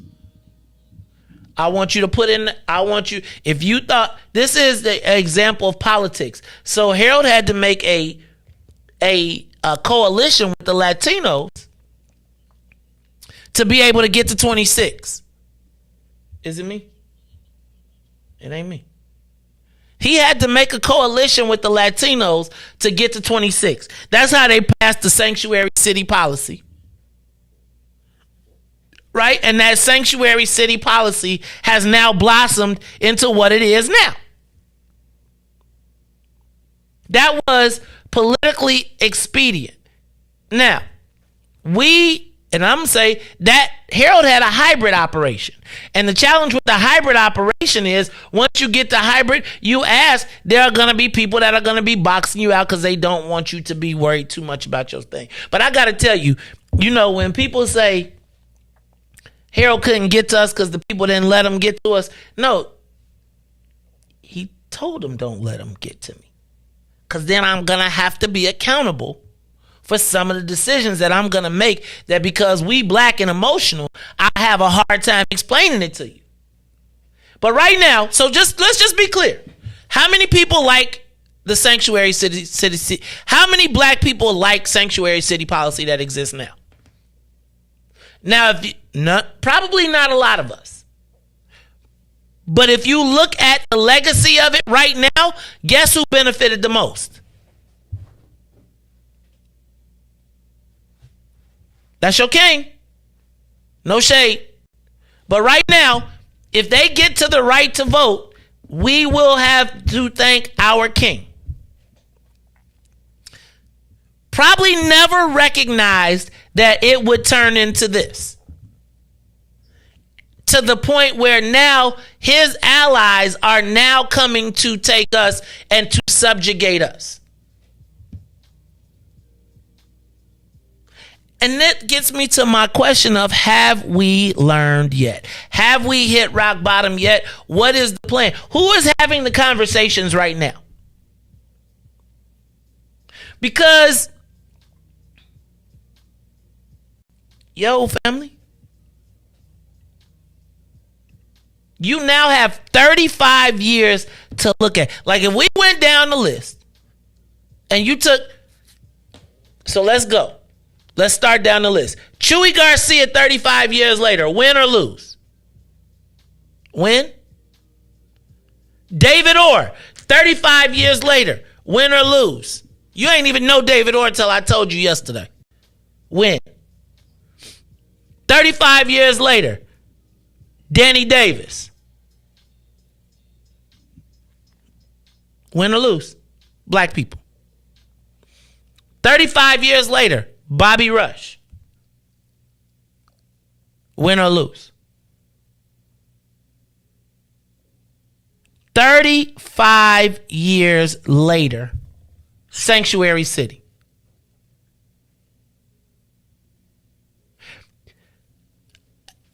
I gotta be honest with you. You know how they say it's better to have loved and lost than to never have loved at all? I'm not sure if that's the case here. I'm not sure if that's the case here. And quite frankly, I see the same parallels as Barack Obama. Except he had his whole 8 years. But I question, whose fault is that? Now, I got to be honest, I don't think that Mayor Washington ever thought that there would be a day, just like the Indians. Remember when the Indians first saw the first pilgrims, saw them two boats, and one Indian said, "Kill them all!" Somebody said, "Oh, it's only two of them, man. We gonna be okay. They don't even know their way around." And now as we sit here, and it's like, I'm not tripping. I just need to ask y'all which way we going. Is it individual? Is it hybrid, or is it collective? Have we reached the bottom? I gotta tell you, if I was the Latinos, I would be celebrating Harold Washington's legacy more than you. I would ask you, how many of those people that were fighters found a way to fight and compromise? How many of the people that were fighters eventually wound up supporting Mayor Daley? I'm not mad at it. I'm not tripping. But I need for y'all to be clear that we began to compromise, and we came inside and they stayed out, and they worked and they built and they stayed outside. And now you look, if you want to get put on, you can go to Chewy. Who can you go to, black? Who? Tell me what the legacy of Harold Washington is for black people. Pain, frustration, and that infamous word, hope. Who won? There was black people that got rich during Harold Washington, but they didn't pass it on. It ain't, man, how many generational businesses, black businesses, lived on? Who got rich and is still rich? How many people went to the room and watched as Gene Sawyer got lynched? And then I want you to bring it up to the forefront of Robin Kelly. And regardless of the politics, at the end of the day, it was a nigga lynched politically. Robin Kelly, we haven't learned from Harold Washington. If you watch that press conference, there were people who figured out how to make a way because they were operating individually. There was no collective because there was no discipline to the collective. And everybody can find a reason as to why not to stick with black people. It's so easy. This is a perfect reason. Quiet as it's kept. Probably back in the day. Now looking at the same, if I had it to do it over again, I probably would have sided with the other guys. But they wouldn't have passed no sanctuary city. Now, it's just interesting for us, and I thought it was good because I got to tell you, I was seeing everybody throwing rocks yesterday, and I was like, y'all, we done all messed up in this space. We have all been deceived. We have all figured out the wrong way or been told something and been dissed and messed it up. There is not one person, no matter, because nobody watches the 20-year videos. Nobody's going to play back the UIC forum. The meeting where we went to town on each other while white folks got to film it. And said, well, this is our 40 years. And watched as the daily community took advantage, the daily team took advantage of our dysfunction and have been since then. And Kelly, Harold, remember, when we get black progressives that got to make the deal, there comes a point when they going to always say, man, I got to not listen to the black folks because the progressives will go out the back door. So that's how we always wind up getting crossed. Because we got to make a deal, and our word means something to us, but nobody worries about keeping their word with us. Look, y'all, this is the Mace Jackson Show. If you get a chance, man, check out the Harold Washington funeral services, part 1 and part 2. Watch all the stuff that goes along with it. It'll have you tied up. You'll see some of your favorite old reporters, or you'll just see the difference in how things were collected. But, man, it's a lot of history there. Which way do we go? How do we go forward? This is the Mace Jackson Show. I got to tell you, though, I'm looking around, and we have not done better since Harold Washington. We just haven't. And if you don't like it, sorry, for Maze, Riis, and Ruthie, you can still tell them.